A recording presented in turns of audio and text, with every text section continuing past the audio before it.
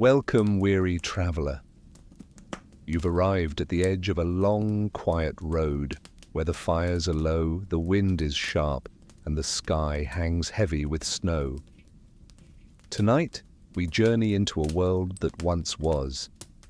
A world without electricity, without insulation, without central heating, but filled with warmth of a different kind. The warmth of community, of resilience, of ancient wisdom, passed through calloused hands and firelit whispers. This is the story of how medieval people survived winter. Hour by hour we'll walk beside them, through fields buried in frost, through cottages thick with smoke and silence, through prayers whispered into darkness, and dreams dreamt beneath wool and straw.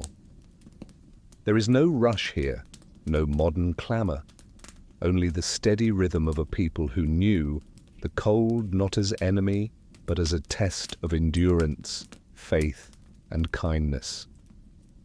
Close your eyes. Let your breathing slow. Let the snow fall gently behind your thoughts. You are safe. You are warm. And the story is just beginning. The first signs of winter in the medieval world did not arrive as we know them today. There was no weather forecast to tune into, no glowing map warning of storms ahead. Instead, the signs were subtle, tucked between the lines of everyday life, like a whisper from the earth itself. The peasants, craftsmen, monks, and nobles of the medieval world read the world around them with deep attentiveness because they had to. Their survival depended on it. It was in the way the sun lingered a little less on the horizon each evening. It was in the behavior of the animals, in the sudden silence of birdsong at dusk, or the restless shifting of the cows in the pasture. It was in the strange, heavy stillness that seemed to fall over the village one morning, as if the land itself were holding its breath. The wind changed first. It blew differently, colder, crisper, carrying with it a strange scent that was neither earth nor sky. It was the smell of something ancient and indifferent, something that did not care for comfort or harvest or prayer. The older villagers would notice it immediately and mutter warnings beneath their breath. Children watched with quiet wonder as their parents and grandparents began to behave differently, pulling things in from the fields, patching cloaks with sudden urgency, and muttering about a hard one this year. Every year there was hope that the winter might be mild, and every year that hope was tempered with caution, for the winters could be cruel beyond imagining. Preparation was a season unto itself. Long before the first frost, the village stirred into coordinated motion. Every hand, young and old, was put to use.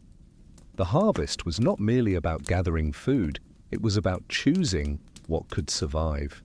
Crops like rye and barley, which tolerated the cool nights better than wheat, were more common in colder regions. Turnips, onions, leeks, and beans were prized not only for their taste, but for their ability to last through the months ahead. These vegetables would be carefully cleaned, dried, and stored in root cellars dug deep into the ground, where the temperature remained cool but not freezing. Fruit was preserved through drying or turning into jams and pastes. Apples might be sliced and laid out on cloths to dry in the weak autumn sun, later stored in barrels layered with straw to keep them from rotting. Meat, if there was meat, was treated like gold. A slaughtered pig was not just a meal, it was a source of sustenance for an entire season. Salted pork hung from rafters or was buried in salt in large wooden barrels, drawing out the moisture and preserving it. In some places, smoking was used, low fires smouldering for days beneath hanging slabs of meat, giving it a rich, dark flavor that also acted as a barrier against decay.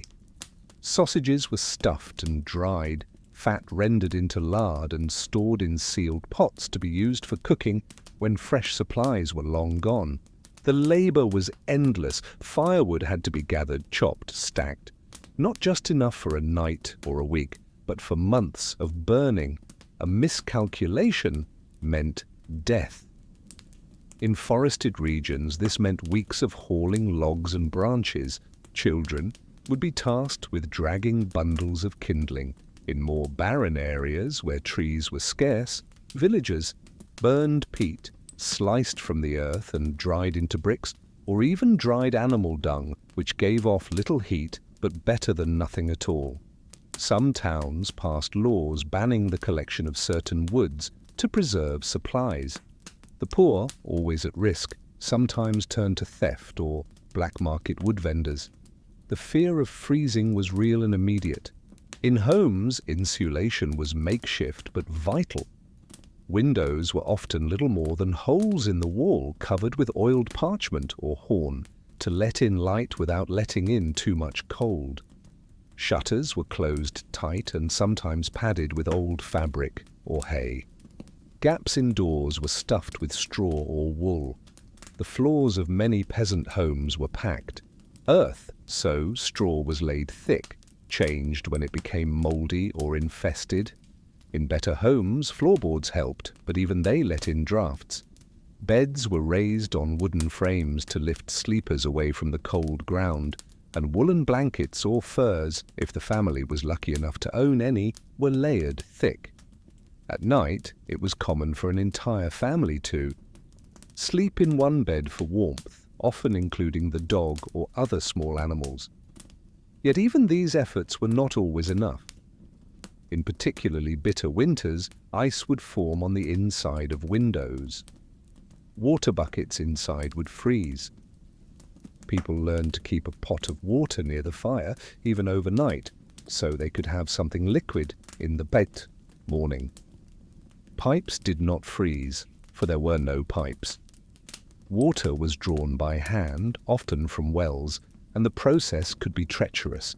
Slippery stone steps, frozen ropes, and the constant threat of falling in. Laundry froze on the line.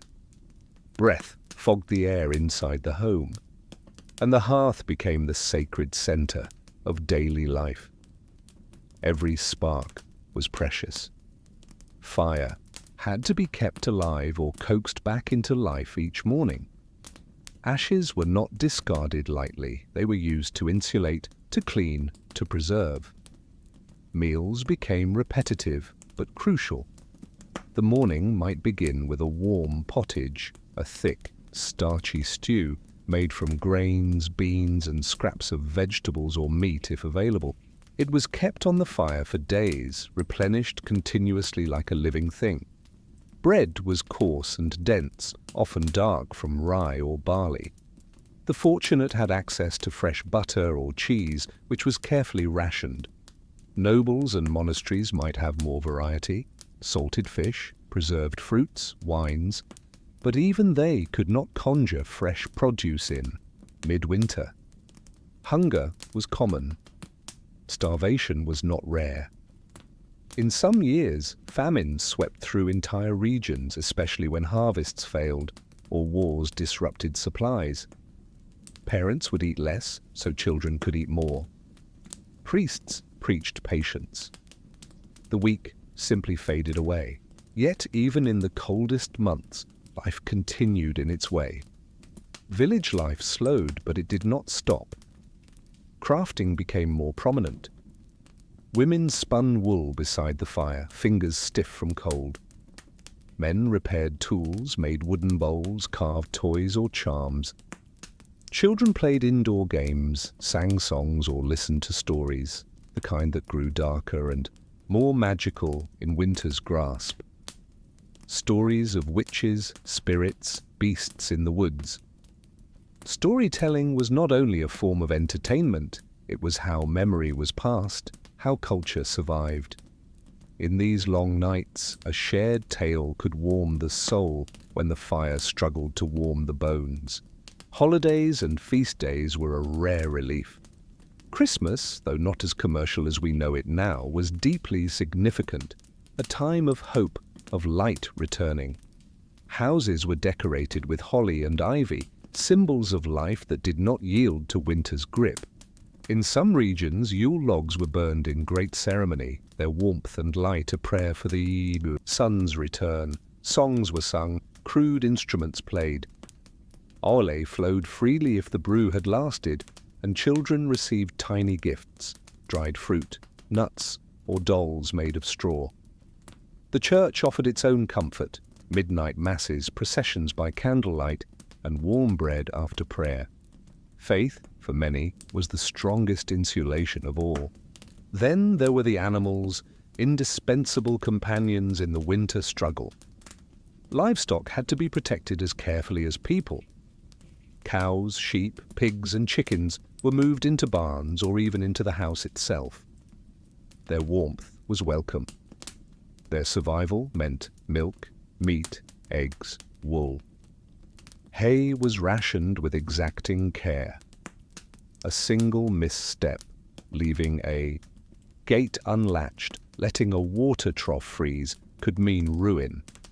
In the mornings, the barn was visited in silence, breath fogging the air, fingers testing for warmth. Farmers whispered apologies to animals as they tightened ropes or checked hooves for frostbite. There was affection here, born of dependence. A sick cow was a catastrophe. Across the countryside, monasteries followed their own winter rituals. The monks rose before dawn, praying in candlelit chapels where the stone walls exhaled cold. They chanted psalms with lips numb from frost, walked barefoot across icy floors in acts of penance and devotion. The calefactory, a warming room, became a sacred place. Not just for heat, but for survival of spirit. Monks wrote in the scriptorium with shaking hands, ink sometimes freezing on the tip of their quills. Yet they endured. Their faith, like the fire, must never go out.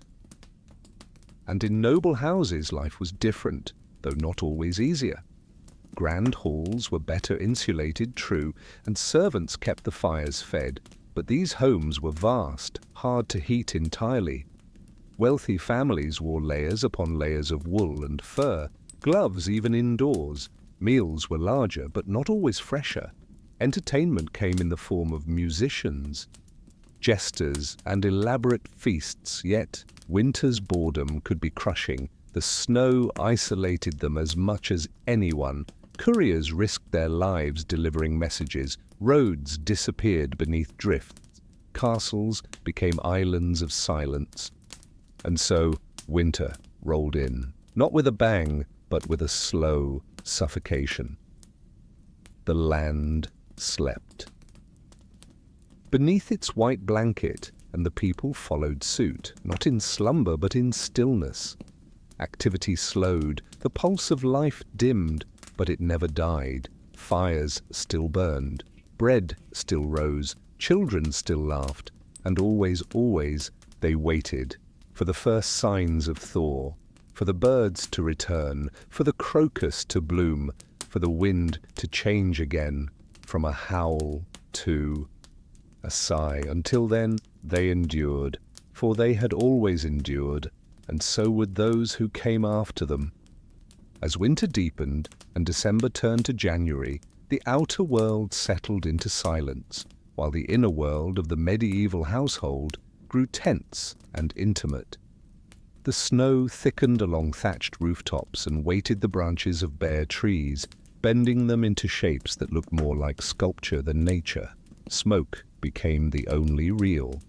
Motion seen from a distance. Thin grey plumes rising above the cottages, curling toward a sky that seemed more leaden with each passing day. Even the birds had gone silent. The land, once so alive with colour and sound, seemed wrapped in thick wool, muffled by frost and sky.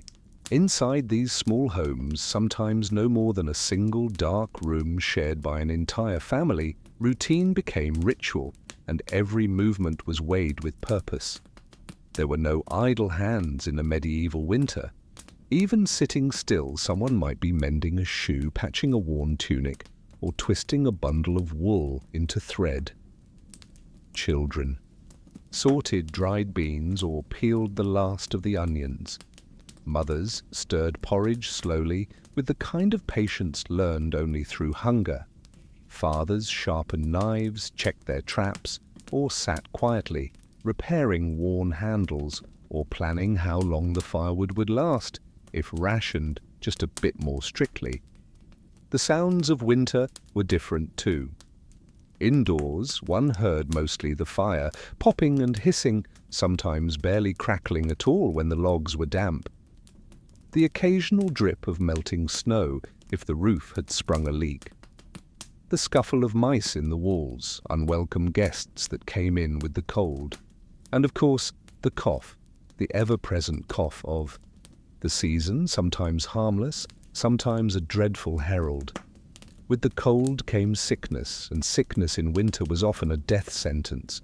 Respiratory illnesses ran rampant in tightly packed homes.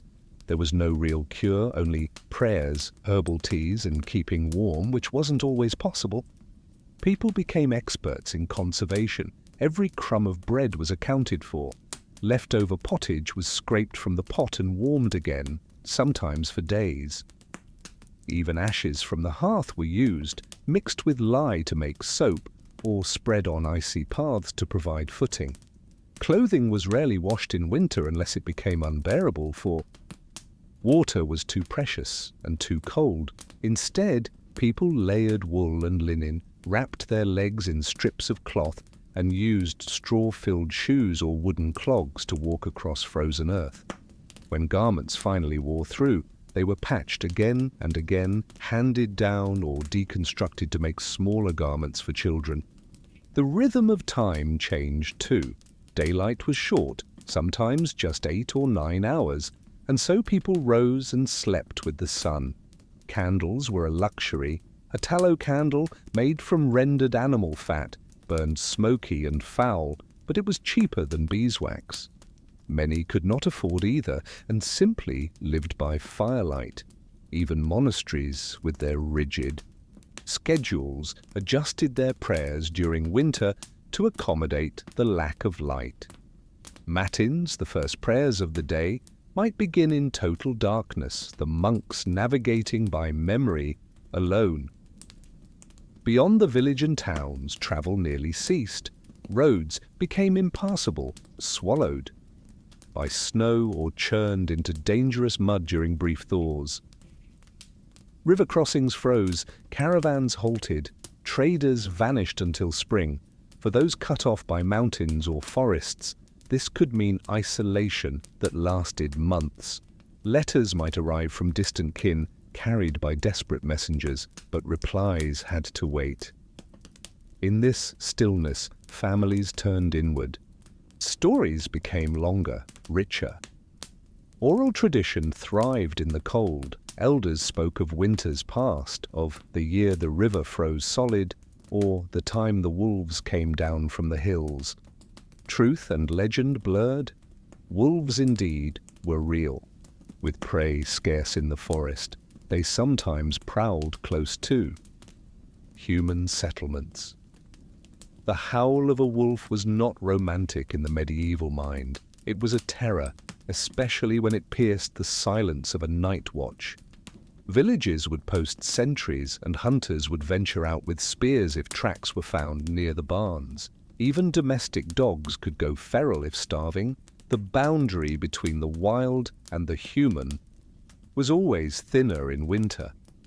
Fires burned brighter, not just for warmth, but for protection. But not all was bleak. There was resilience, remarkable, stubborn resilience. In the Highlands, some villages held midwinter festivals to break the monotony. Simple things, a song, a game, a loaf of sweetened bread could lift spirit. The cold brought people together in ways that no fair weather ever could. A neighbor might leave a bundle of firewood by a door without asking. A monk might give up his portion of stew to a sick novice. Children might build figures from snow or invent games with pebbles and straw. In the darkness, kindness was a light of its own. Even the animals adapted. Chickens huddled close in the coop. Goats leaned into one another for warmth. Horses were stabled with thick blankets made of old wool cloaks. Dogs curled beside the hearth, eyes half closed, ears twitching only slightly at the sound of a log being tossed onto the fire. Livestock had to be checked daily, watered carefully so. Their troughs didn't freeze, fed with hay measured out in precise handfuls. A single animal could mean survival for a family, and every care was taken. In some homes, hens were brought inside, roosting beside children's beds or under benches. Medieval people lived close to death in ways we rarely comprehend now. Winter only sharpened that reality. Stillbirths rose during the coldest months. Child mortality, already high, spiked in households that could not keep warm. The elderly and infirm slipped away in the night. It was not uncommon for a village to begin winter with 50 souls and emerge with fewer. And yet, the survivors did not despair in the way we might expect. They wept, but they carried on. A death meant one less mouth to feed, a fact too painful and too practical to ignore. Grief and relief mingled, and through it all, the land slept. Beneath the snow, the seeds of future life lay dormant. The trees, though bare, were not dead. The soil, though frozen, would one day thaw. People knew this with the same certainty they knew fire would rise if the spark caught. They had seen the cycles, they had endured them before. This was not the end, it was simply the season of stillness. In churches and chapels, people lit candles not only for saints but for sun and spring. The return of warmth became a sacred idea. In some regions, bonfires were lit in late February to wake the earth. In others, villagers would step into the snow and stamp the ground, whispering to the soil to rise again. They believed not just in faith, but in the rhythms of nature. And this belief, this ancient understanding, gave them hope. And hope, in winter, was more valuable than gold. As the season deepened, January yielded to February with no promise of relief. The winter did not soften, it settled further in, as though the frost had been given permission to root itself into the very bones of the world. The landscape itself began to feel eternal, as if nothing had existed before the cold and nothing would follow. Hills were buried beneath drifts so deep they swallowed paths, fences, and even the outlines of old roads. Trees stood like sentinels, their branches heavy with frost, sometimes bending until they broke with a sharp crack that echoed through the silence like a whip crack in a cathedral. The rivers, once lively with trout and echoing with the splash of water wheels, now stood frozen, silent silver ribbons winding through the white earth. The medieval world was small in winter, shrunk by snow and fear and silence. A man might live his whole life within the bounds of his village, but in winter, even the neighboring hamlet a mile away could feel as distant as another continent. Travel was rare, risky, and often undertaken only out of desperation. Couriers who braved the cold were wrapped in furs, their feet bound in wool and rawhide, their horses blanketed and driven hard. The medieval world was small in winter, shrunk by snow and fear and silence. A man might live his whole life within the bounds of his village, but in winter, even the neighboring hamlet a mile away could feel as distant as another continent. Travel was rare, risky, and often undertaken only out of desperation. Couriers who braved the cold were wrapped in furs, their feet bound in wool and rawhide, their horses blanketed and driven hard. A message once sent might not reach its recipient for weeks, if at all. The snow turned everything into a maze. Trails vanished, milestones were buried, travelers lost their way, and there were stories told in hushed tones of those who followed the wrong trail, never to return. Yet people still moved cautiously through the frozen world. For some, the need was unavoidable. Shepherds still had to check on their flocks in high pastures. Hunters had to seek out game in leafless woods. Woodcutters braved the ice to gather more fuel. These were not journeys of bravery, but of necessity. A missed day could mean a missed meal. Those who ventured out dressed in layer upon layer, wool under tunic, tunic under cloak, cloak beneath another. Hoods lined with fur, gloves stitched from the scraps of last year's hide, boots stuffed with straw. Yet even then, frostbite could steal fingers and toes without warning. Forests in winter were places of beauty and danger both. Snow turned every branch into lace, every pine tree into a cathedral.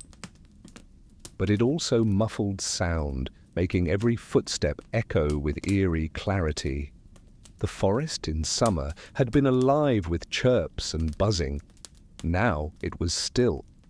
Stillness bred unease. Every snapped twig seemed to carry weight. And then there were the beasts. In mild years they stayed far, but in harsh winters the line between the human world and the wild grew thin. Wolves, their fur puffed thick against the cold, were drawn by the scent of livestock or refuse. They prowled the edges of farmland, appearing at twilight like phantoms. Bears, half asleep and angry from hunger, might be roused too early from their dens. Foxes, though smaller, were clever and swift, able to slip past fences and disappear with a hen. Villagers adapted with vigilance. Watchmen patrolled the outskirts of settlements, sometimes accompanied by dogs listening for unnatural sounds. Bells were tied to doors and barn gates. Footprints in the snow were studied carefully in the morning. Fox, deer, man, not every track was welcome. Children were warned not to wander. Parents kept them close, inventing reasons to stay inside. And when they did have to venture out, fetching water from the stream, gathering kindling, children learned to be silent, to watch the trees, to never stray from the path. The landscape shaped the mind in winter. Time stretched, warped. Days seemed both long and brief, measured not by clocks but by light and hunger. People became introspective. The closeness of the family hearth brought warmth, yes, but also friction. A home meant for 4 might now house 7 or 8 through the season, extended kin, orphaned neighbors, or others taken in from pity or obligation. Tensions simmered beneath the surface. The same voices heard every day without relief grew tiresome. Arguments flared over firewood, over bread, over the uneven warmth of the sleeping spot near the hearth. And yet these frictions were small compared to the larger effort of simply enduring. And in this tight press of humanity, roles became more defined. The elders told stories not simply for entertainment, but to pass down warning and wisdom. In the winter of the white crow, one might say, or the year the sun forgot to rise. These phrases held meaning, becoming markers for memory. Mothers worked tirelessly to keep food warm and clean what little could be cleaned. Fathers took the burden of decision, whether to trade a goat for a sack of grain, whether to risk the forest for wood. Children learned quickly. There was no luxury of innocence. A child old enough to walk was old enough to fetch, to help, to watch a sibling. And yet children still found joy. Laughter, muted though it might be, still echoed. A snowball fight. A game of tag around the cottage, tiny footprints beside larger ones in the frost. Not all places were equal. The difference between a warm village and an isolated farmstead could be life or death. Those who lived deep in the countryside without neighbors for miles, relied entirely on their own preparation. If a roof collapsed under snow, there was no one to help. If sickness came, there were no healers nearby. These families lived in a different kind of winter, one marked by solitude more than anything else. And solitude could be as dangerous as cold.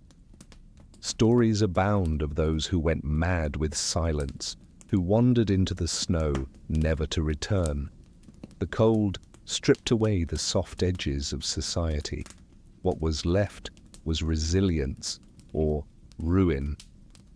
Even monasteries, those structured sanctuaries of prayer and contemplation, were not immune.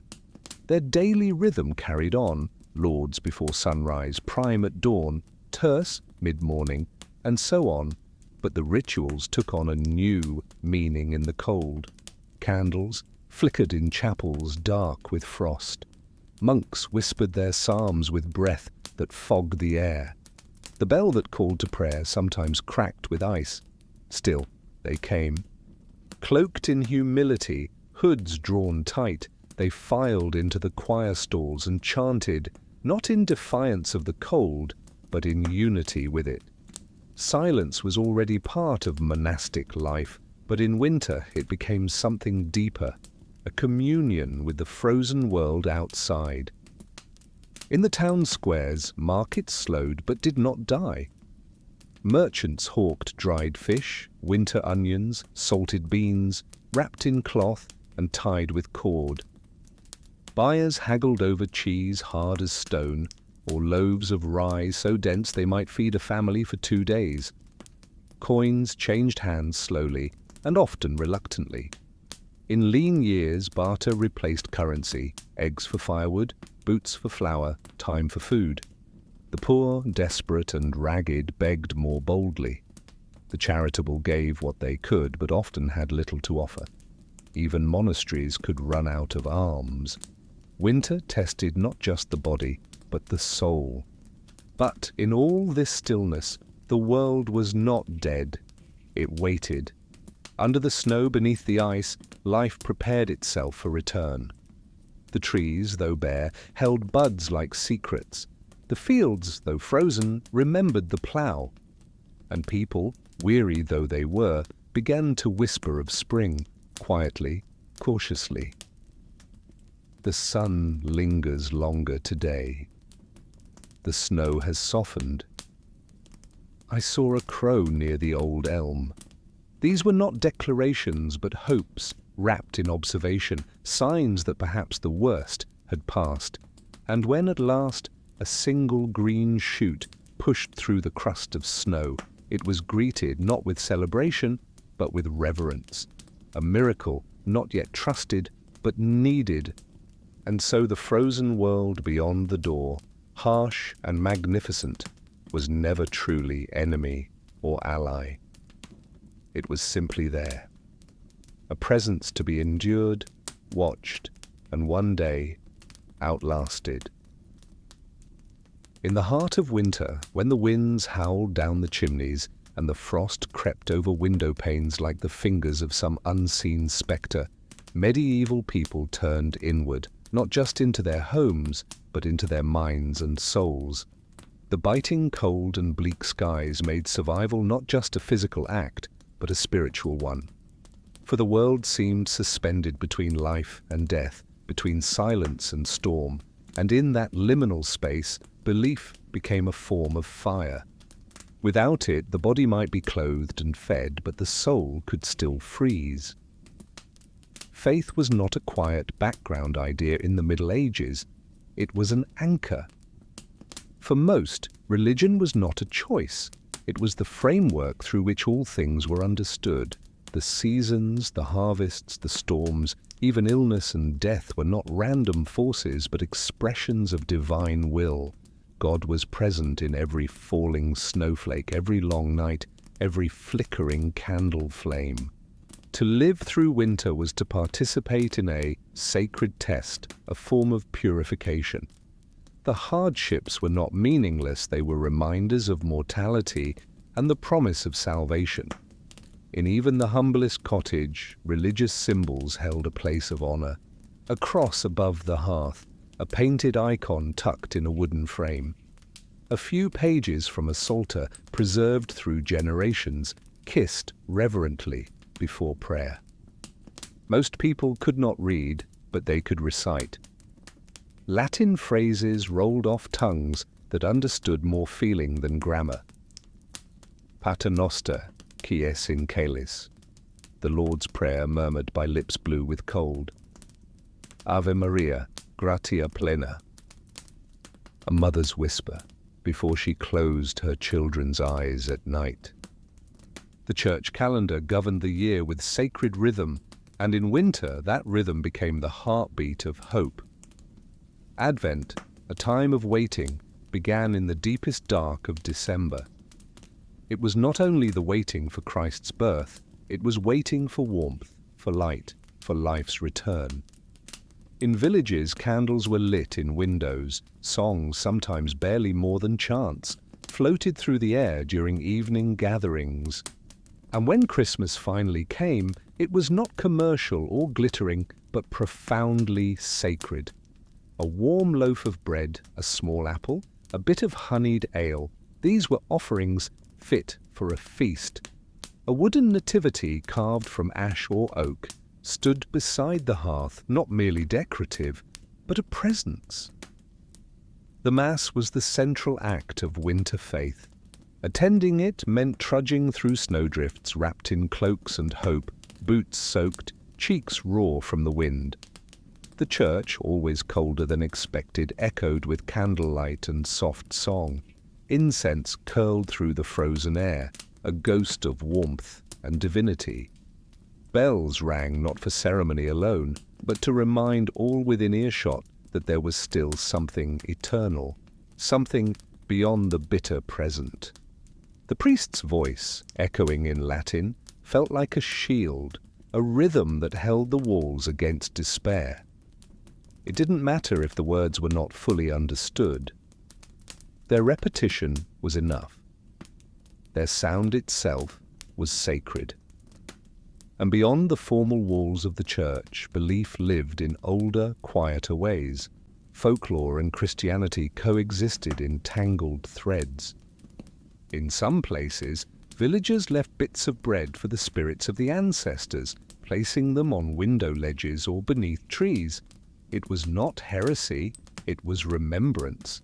Saint days merged with ancient rites. The feast of St. Bridget, for example, bore echoes of older goddess worship and was celebrated with woven rush crosses and blessings of livestock. Candlemas marked the turning of winter towards spring and was as much a plea for the light as a praise of it. In these traditions, people sought not to command nature, but to coexist with it, to earn its mercy. In monasteries, the life of prayer never ceased. Even in the worst cold, the bell tower rang 7 times a day to summon the monks to prayer. Matins at midnight was the most difficult. The wind screamed against the stone as cloaked figures moved silently down the cloister, candles in hand. Inside the chapel, their breath hung like mist as they chanted. The Psalms became not just scripture but survival, a way to keep the mind fixed while the body endured. He shall cover thee with his feathers, and under his wings shalt thou trust. They recited from Psalm 91, believing that beneath the weight of cold and stone, wings still offered shelter. Fire was another form of faith. Not just its heat, but its presence. Fire was never taken for granted. It had to be fed, protected, and preserved. In some places, a coal from the hearth was carried each morning to light the ovens of neighbors. A single spark was life. The act of lighting a fire became ritual, stacking the wood, whispering a prayer, waiting for the flame to catch. Some swore by charms or blessings to keep a fire strong. Sprigs of holly hung above the hearth, an old horseshoe nailed to the mantle. Firelight was not merely practical, It created a sacred circle, a place where stories were shared, where warmth was both literal and emotional. And the stories told by that fire were laced with faith.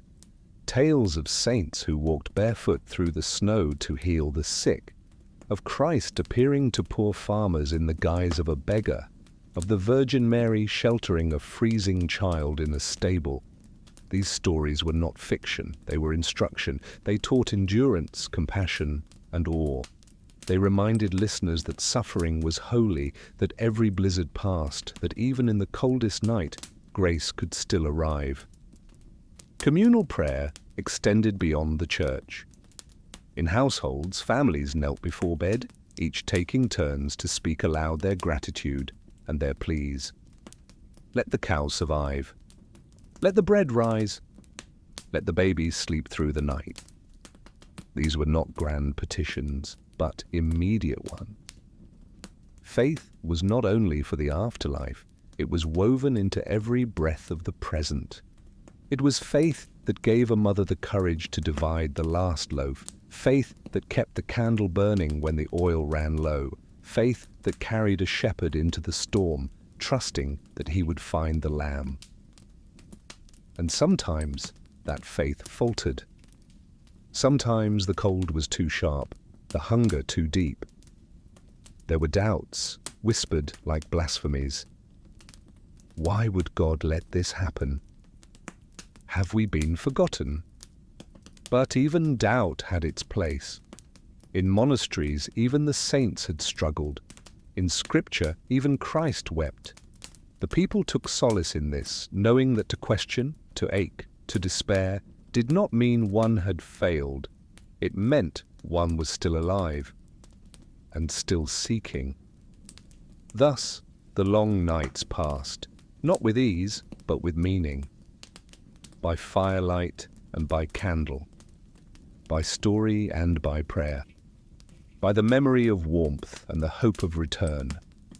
And when the frost crept a little less far into the room, when the icicles began to drip, when the crows returned to the fields, faith became celebration.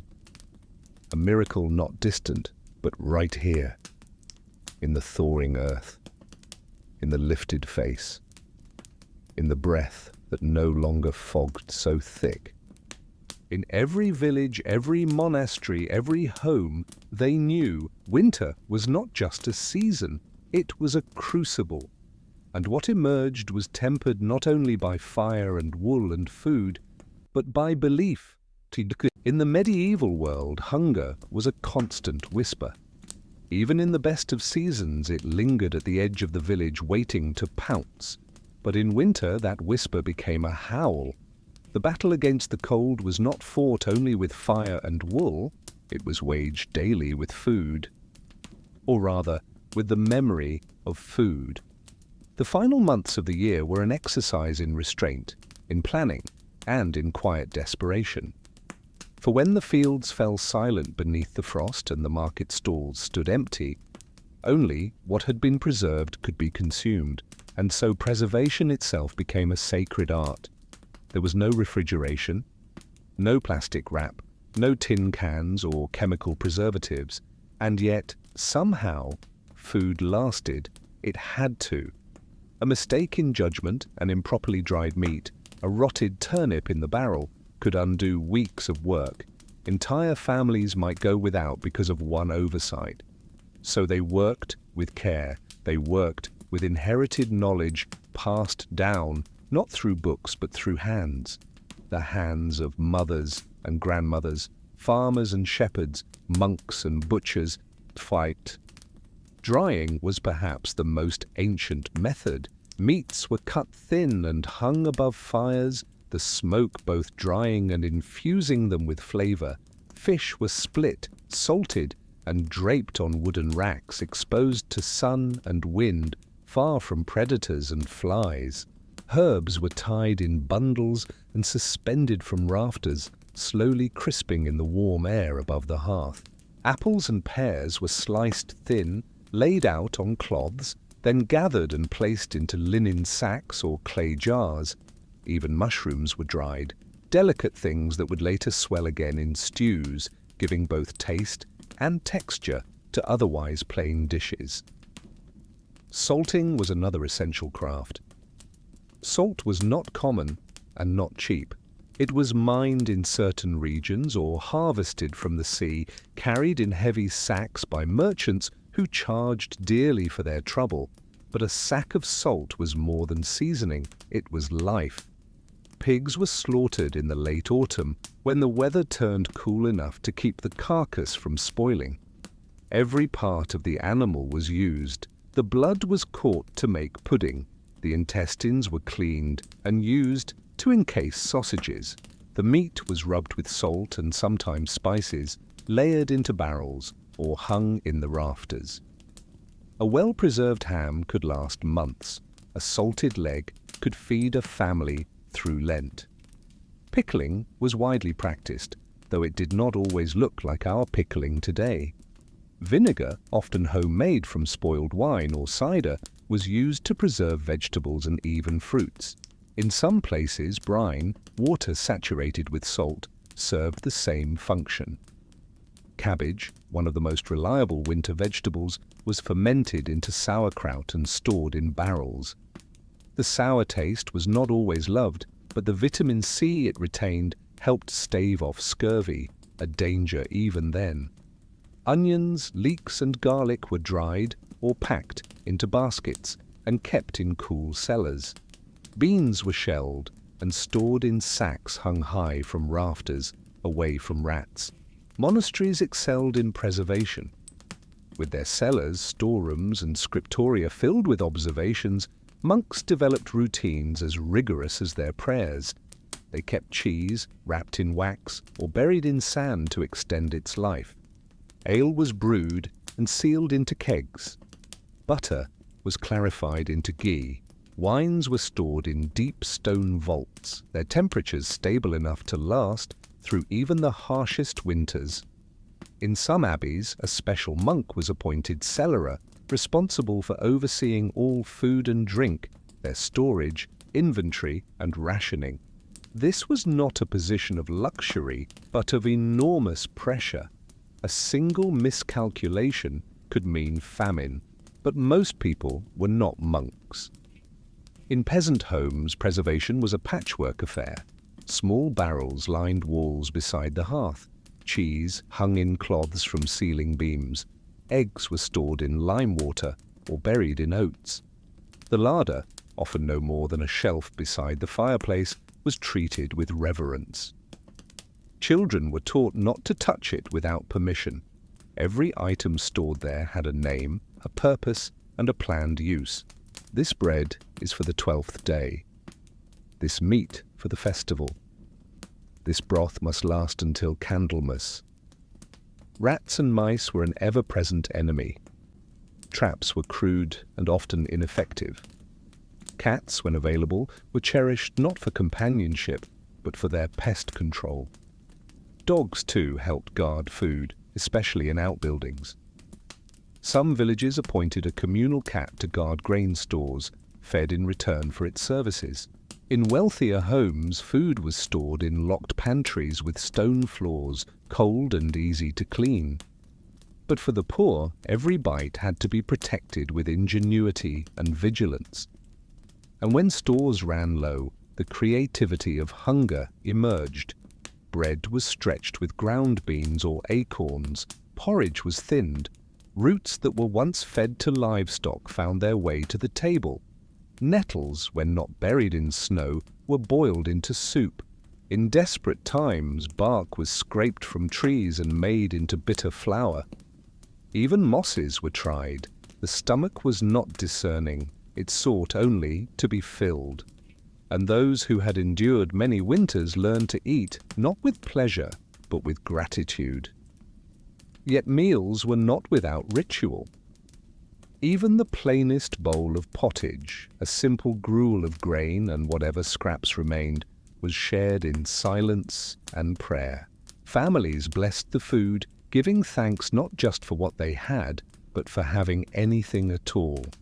Bread was broken and handed out according to age or need. Meat, if available, was cut thin. Soup was ladled into wooden bowls, passed hand to hand. There were no seconds, but there was togetherness. The act of eating was communal. It reminded each person they were not alone in their hunger.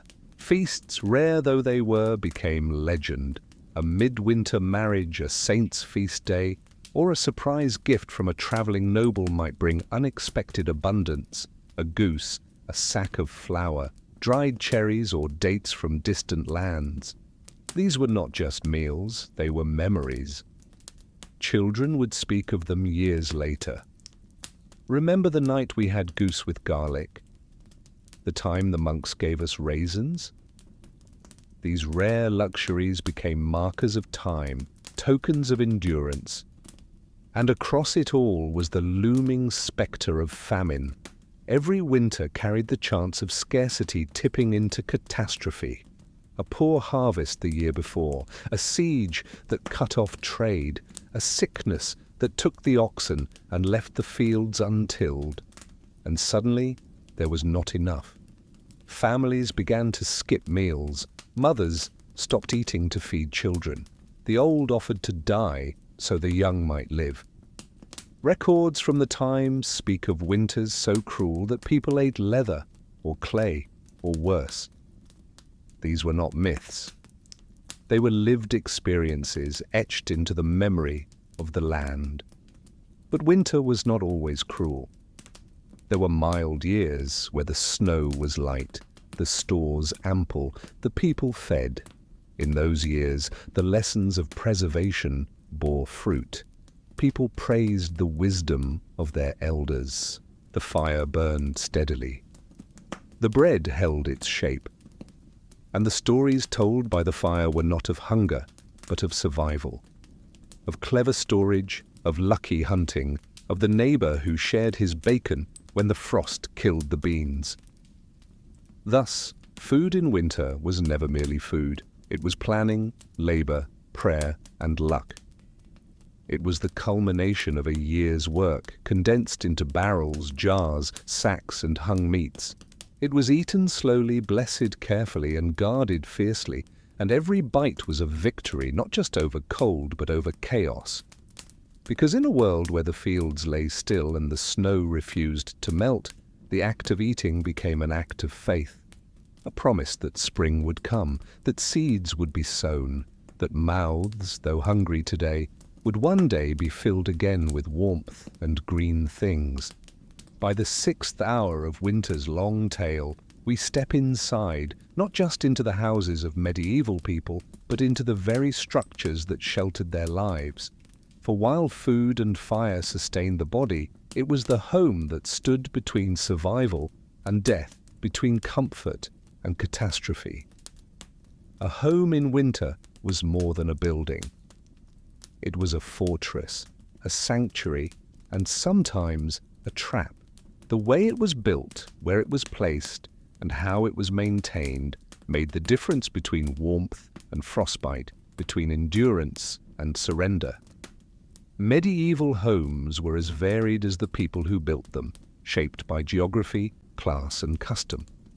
In a poor village nestled among low hills, the cottages might be little more than wattle and daub huts, wooden frames filled with woven branches and sealed with a paste of mud, straw, and dung. Thatched roofs sloped steeply to shed snow, and doors were hung low, not just to retain heat, but to force those who entered to bow, whether out of respect or simply by necessity. The windows, if they existed at all, were small holes covered with oiled parchment, thin horn, or nothing at all in milder regions. Glass was a luxury only monasteries, merchants, or lords could afford. These modest homes often had just a single room.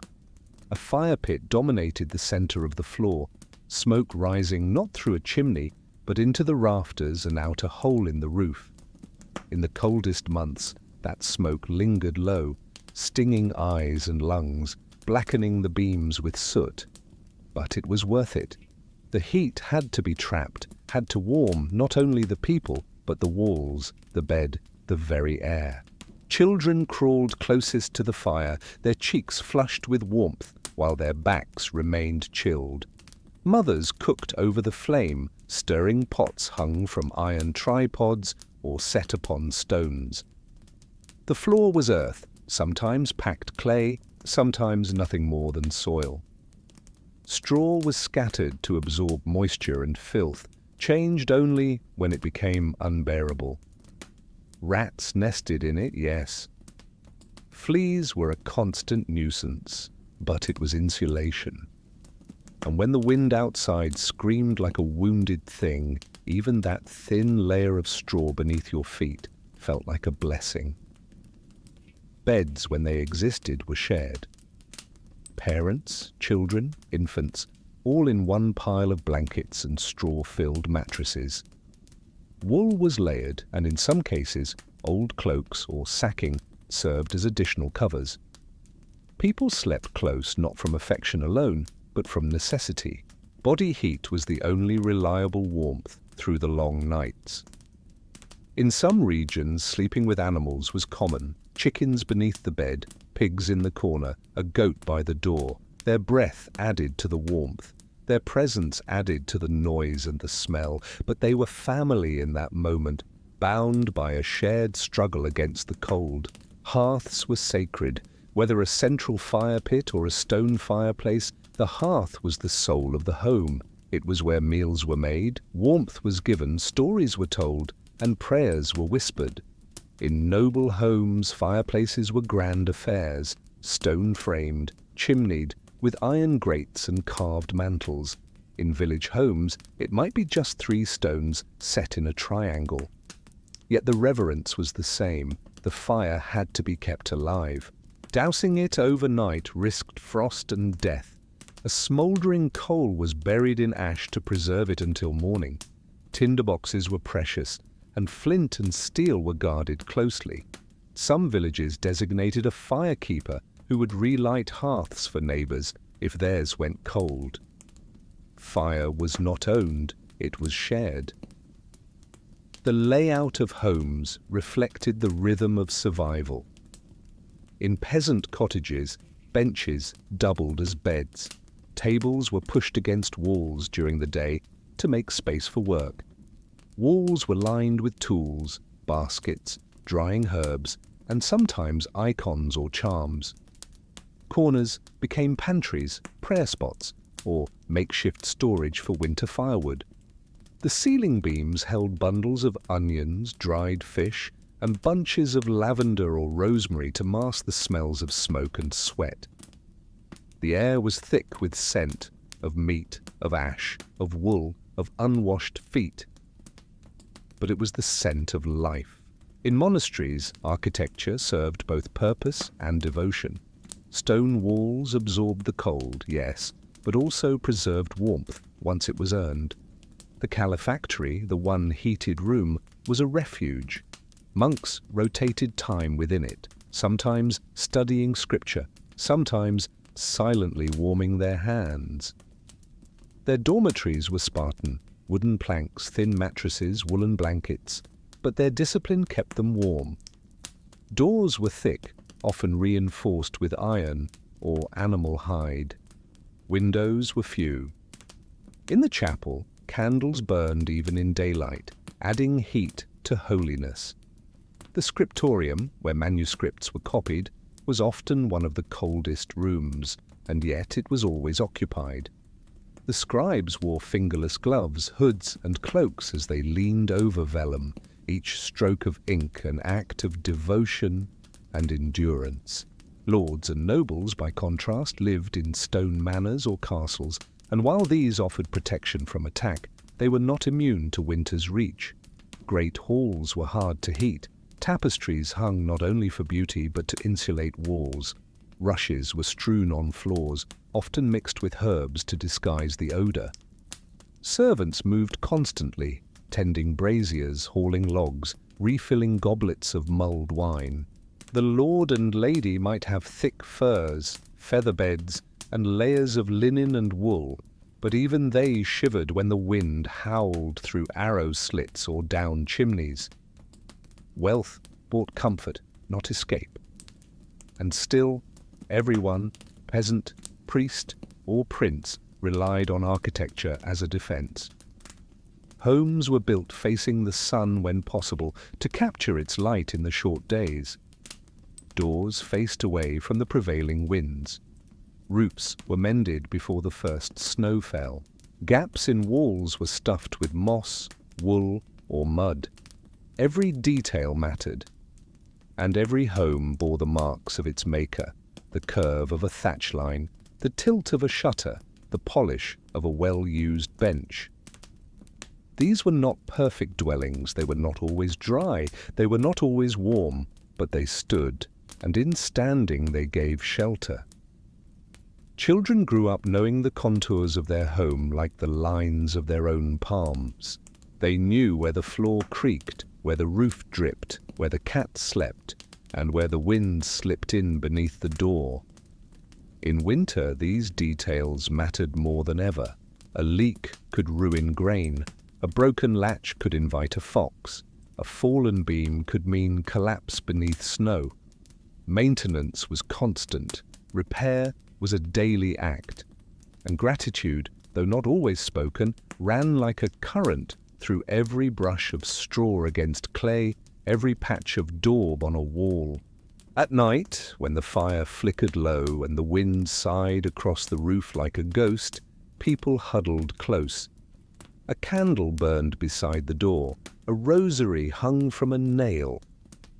And within the wooden ribs of that small space, people dreamed, not of riches, not of travel, but of spring, of green fields and birdsong, of warmth so deep it soaked the bones. And until that day came, they endured, beneath their roofs, beside their hearths, with hearts wrapped in the architecture of survival. As winter gripped the medieval world with its icy claws, no aspect of daily life was spared from its reach.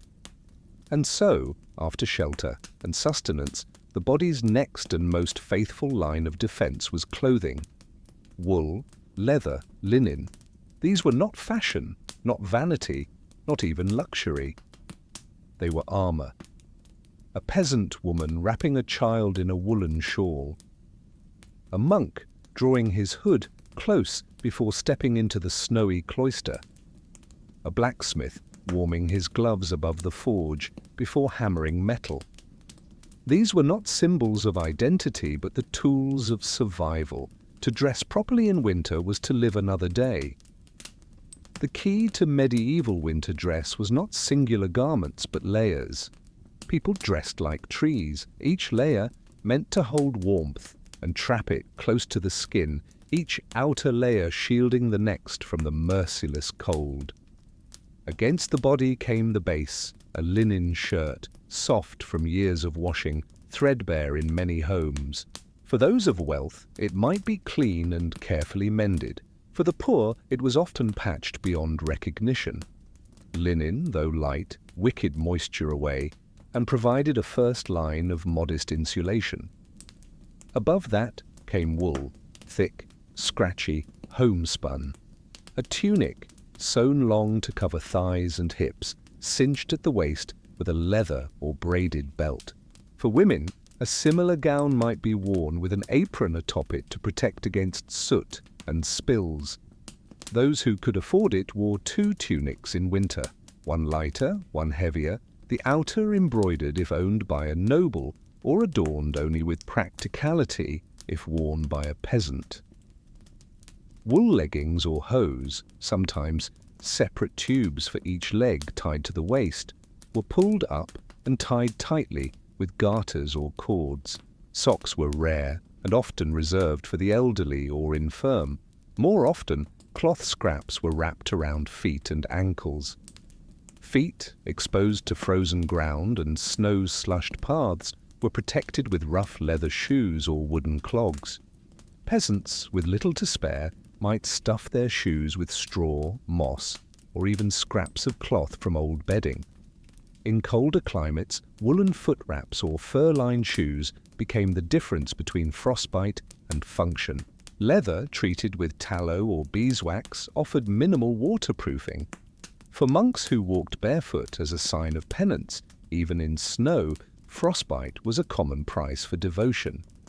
Gloves, when available, were precious. For the working poor, hands were often left bare or wrapped in scraps of wool. Mittens were easier to make and warmer, though they limited dexterity. Some gloves were made of sheepskin with the fleece still inward. Others were knit or sewn from felted wool. To lose a glove was not just inconvenient, it could be catastrophic. Fingers exposed to winter's breath could blacken in hours. In the coldest areas, people learned to keep hands inside sleeves, crossed over the chest when not in use, holding on to their own warmth. Cloaks were the most visible defense, heavy woolen coverings, sometimes reaching the ground, often clasped with a wooden pin or iron hook. Some cloaks had hoods, others were simple semicircles draped and wrapped, adjusted throughout the day depending on the weather. Monks had their habits, plain, brown, black or white robes depending on their order, all designed with layers and warmth in mind. Nobles, meanwhile, wore cloaks trimmed in fur, fox, marten, even imported sable or ermine. These furs, though warm, were also status symbols, their presence loudly proclaiming rank. Children, too, were wrapped in whatever was available. In poor homes, a child's tunic might be a cut-down version of a parent's, sewn from scraps. Shawls were shared between siblings. Hats were almost always worn, knitted caps, felted cowls, or even simple cloths tied tightly beneath the chin. Hair was rarely washed in winter, partly out of caution. Wet hair froze quickly. Hats and hoods, then, were not only for warmth, but for hygiene. Indoor clothing differed only slightly from outdoor. One might remove a cloak, loosen a belt, or step out of damp shoes, but the layers remained. The air inside was cold too, even near the fire. Blankets were scarce, so many wore their outerwear even to bed. There are records of people sleeping in their cloaks, hats still on, children huddled inside their parents' garments, buried beneath furs or straw-stuffed quilts. The layering never truly ceased, it adapted to each moment. Spinning and weaving were vital winter labors. When the fields lay frozen, the loom and spindle filled the silence. Women spun wool beside the fire, their fingers practiced and quick. Children helped card the fleece, teasing it into softness. Spinning was rhythmic, meditative, and communal, an act of survival that often happened in shared company. Villages held gatherings where women spun together, telling stories as their wheels creaked and whirred. A single tunic could take weeks to make. A well-made cloak might be passed down through generations. Dyeing was rare in winter, and bright colors less common than modern myth suggests. While lords and ladies favored deep blues, greens, or reds, dyed with woad, madder, or weld, most villagers wore undyed browns, greys, or cream. Still, a colored cap, a dyed ribbon, or a strip of embroidered trim might appear during feast days, small flashes of joy against the snowy backdrop. In towns and cities, tailors worked year-round. Winter brought orders for heavier garments, wool-lined boots, new cloaks, fur-trimmed gloves. Monasteries sometimes employed dedicated textile workers, producing garments for both monks and the poor. During times of plague or famine, the church gave out clothes as well as food, knowing full well that freezing could kill just as easily as hunger. Furs held a special place in the wardrobe of the wintering medieval world. Squirrel fur, known as vair, was popular for linings. Rabbit, fox, and sheepskin were more common among villagers. The wealthiest donned ermine, stoat, and bear. Furs lined the inside of sleeves, the backs of cloaks, the rims of hoods. In northern Europe, fur hats and capes were prized above nearly all else. Even in homes, a fur-lined bench or bedroll could mean comfort. The line between clothing and bedding was thin. One's best cloak might also be one's blanket. Clothing was patched, repaired, recycled. No item was discarded lightly. When a tunic tore, it was sewn. When sleeves wore thin, they were replaced. When a cloak was beyond repair, it became mittens. When mittens wore through, they became stuffing. In poor homes, there was often only one pair of boots passed between siblings. Holes were stuffed with cloth. A single needle, handed down through generations, became more precious than a coin. Clothing in winter was a shield, but it was also an identity.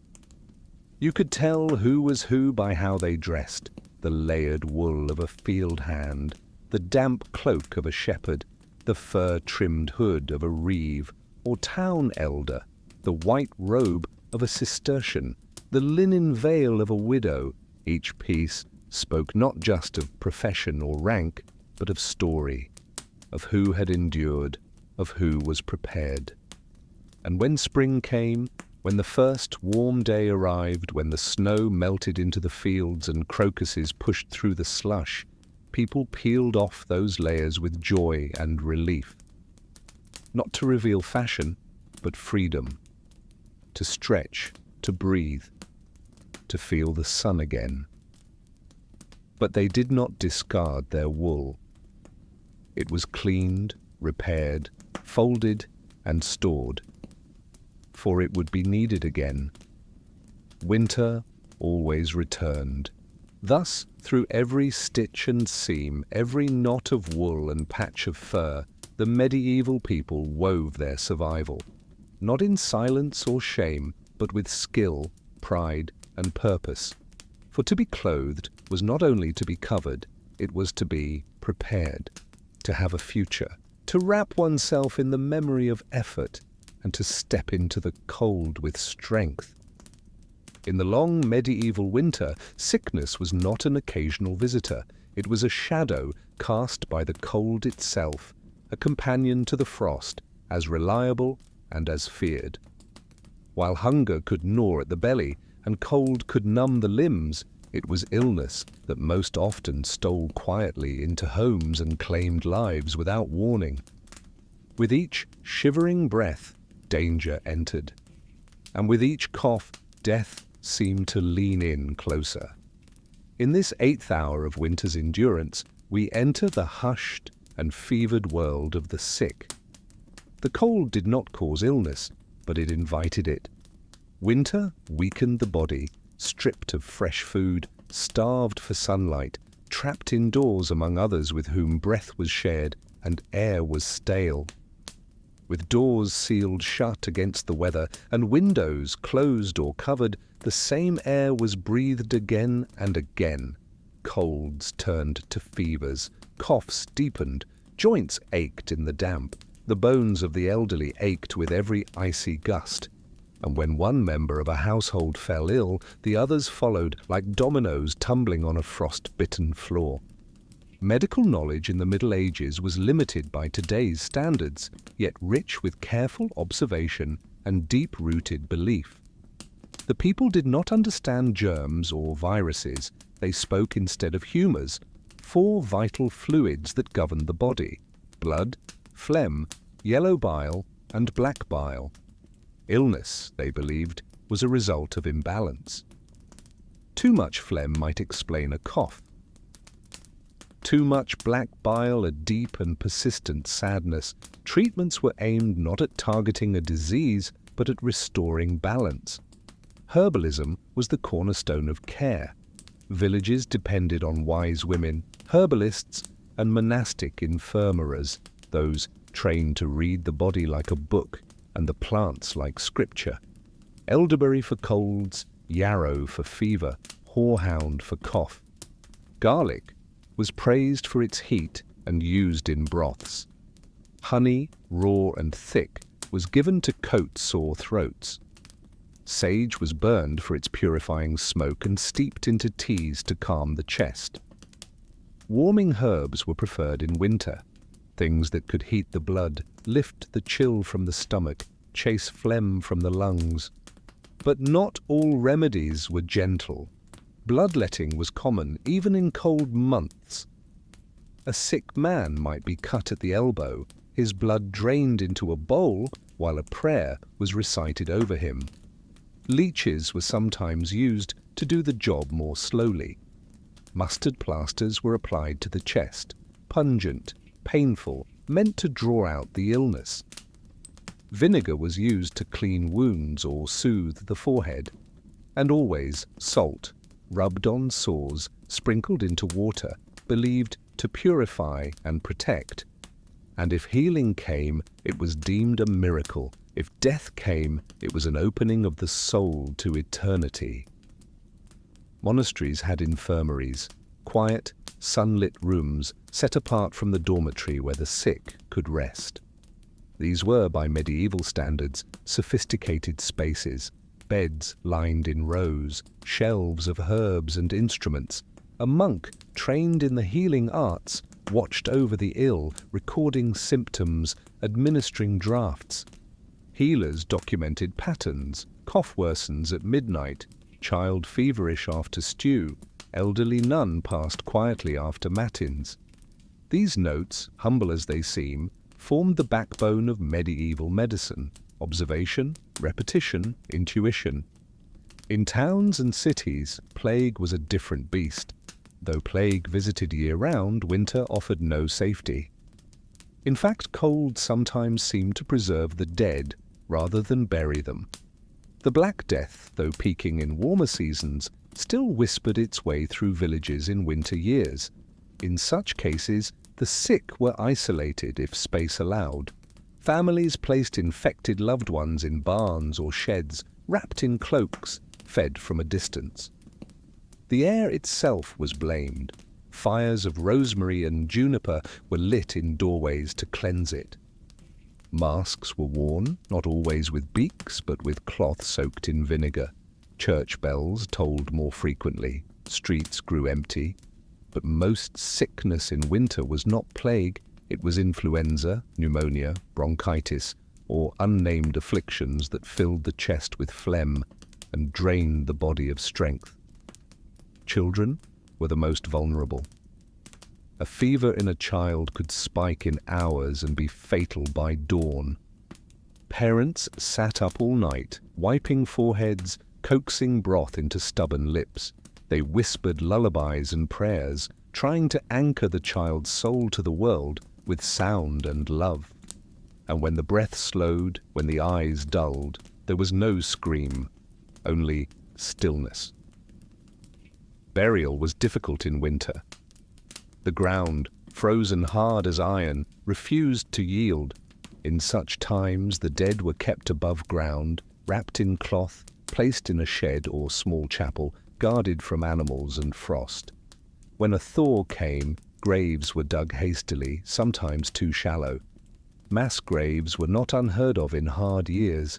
Still, every death was honoured, a candle lit, a prayer said, a name whispered one last time. Yet in all this, there was resilience. People learned to care for one another in ways both tender and fierce. A neighbour brought broth. A child fetched snow to cool a fever. A wife watched over her husband as he coughed through the night, refusing to sleep until his breathing softened. Healing was not always successful, but it was always attempted. There was no one too poor to deserve care, no one too old to be tended. Survival was not solitary, and sometimes, miraculously, people recovered. A fever broke. A child woke smiling. An old man who had lain silent for days asked for bread. These moments were celebrated like festivals. The fire burned brighter, the broth tasted sweeter. Gratitude filled the space where dread had lived. And though no one forgot how close they had come, they smiled again. They sang softly.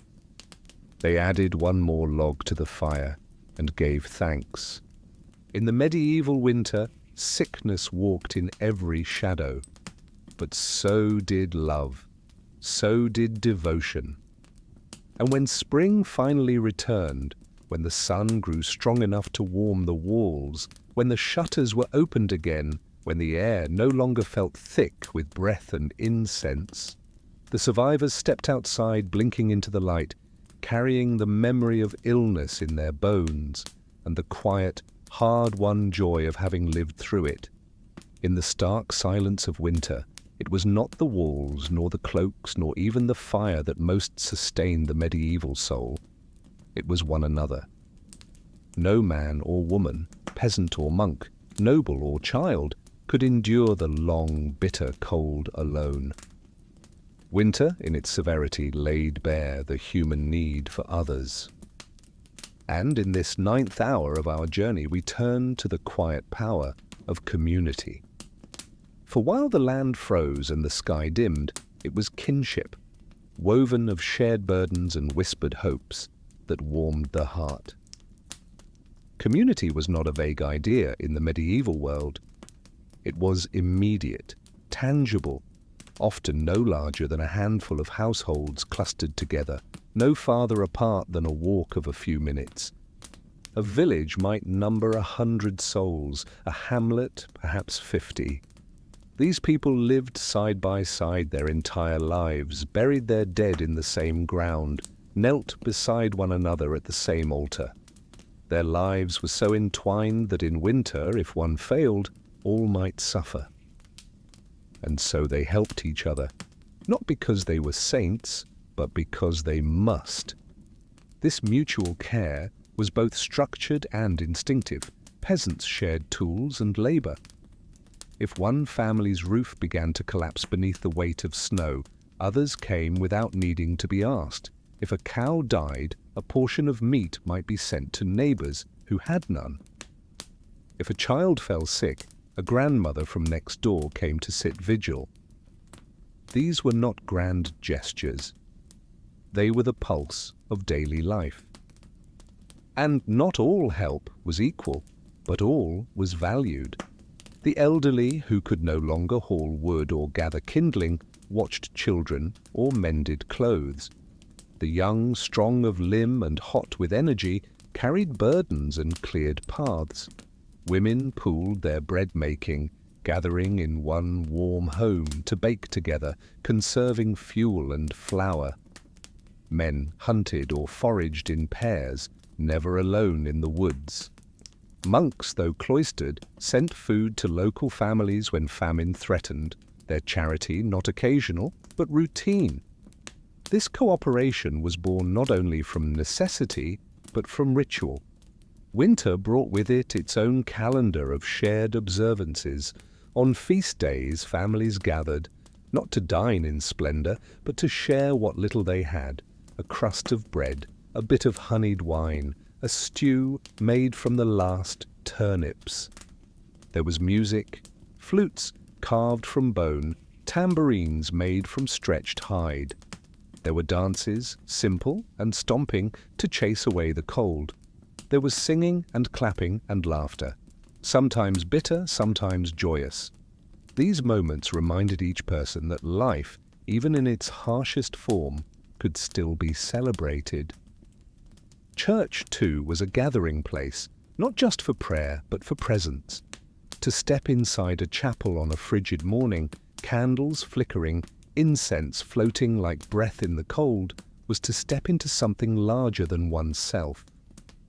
People exchanged glances, offered nods, shared grief, shared gratitude. A simple word, peace, carried weight. The priest's blessing was not only divine, it was communal, a benediction over the body but also over the fragile society that held it. Children experienced this closeness uniquely. They learned from every adult, not just their parents. Discipline came from any hand. So did comfort. A crying child might be picked up by a neighbor without hesitation, a curious question answered by an elder with the patience of shared lineage. In winter, when play moved indoors and toys were carved from scraps, children clung together, inventing games, repeating stories, mimicking the grown-ups who stitched, chopped, stirred, or prayed. Even conflict, when it arose, was shaped by this closeness. Arguments flared over firewood, over animals, over accidents, but they could not fester long, not when the next storm required cooperation, not when survival depended on one another. There was no luxury of grudges. Apologies came quickly. So did forgiveness. And when a baby was born or a loved one buried, the whole village came not out of obligation, but because absence was impossible. Kinship extended beyond blood. Godparenthood was one such tie, a web of obligation and affection that crossed households and even classes. A noble might sponsor a peasant child in baptism, creating a lifelong bond. A widow might be taken in by her goddaughter's family. A shepherd might receive a sack of grain from a former master simply because of the ties forged years ago in that sacred moment of naming and blessing. Monasteries functioned as anchors in these communities. Though set apart, they were never entirely aloof. Monks offered not only food and prayer, but medicine, education, and records. They kept the memory of the village alive, its births, its deaths, its patterns. In winter, when travel halted and fear rose, the abbey bell still rang. Its sound carried over the snow like hope, like order, like a promise that some things, some people would hold fast. And what of those with no one? The beggar, the wanderer, the outcast. Even these found places. A place by the fire, perhaps, in a sympathetic home. A bowl of stew left at the edge of a door. A monk who sat beside them, asking no questions. There were harsh people, of course, hard hearts. But kindness was not rare. It was weathered into the culture like grooves in a stone step, worn smooth by repeated use. Compassion was not soft, it was strong. The seasons taught them this. Summer was work, autumn, harvest, winter, survival, spring, return. Each demanded different strengths, and winter's strength was shared endurance. No one lived without others. Even the hermit in his forest cell depended on alms. Even the noble needed his servants. Even the abbess relied on the cook, the stable master, the novice who lit the candles.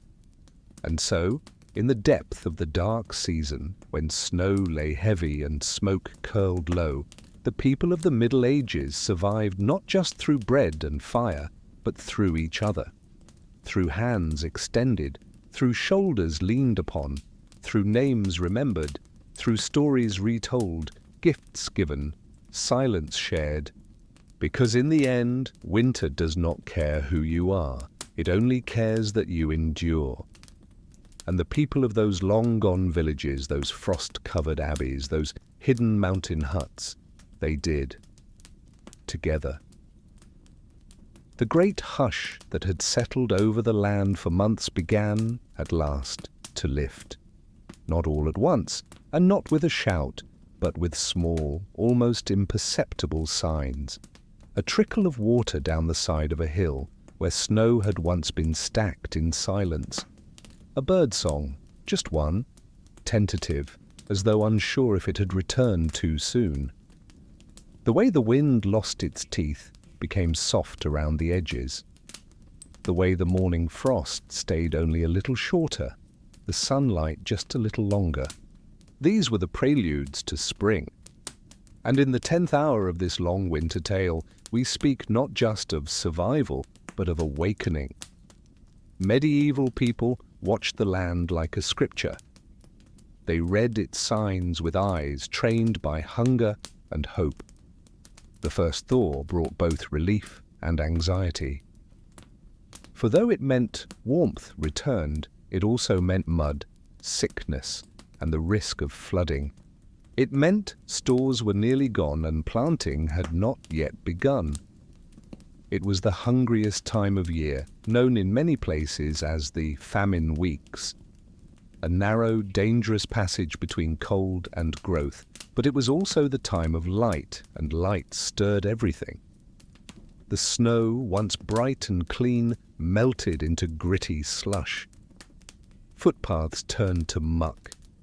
Carts were bogged down, oxen struggling through fields that had once been frozen smooth.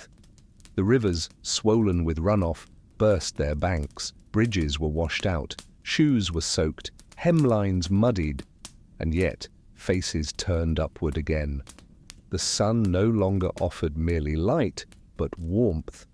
Windows were unshuttered, doors left ajar to let in air.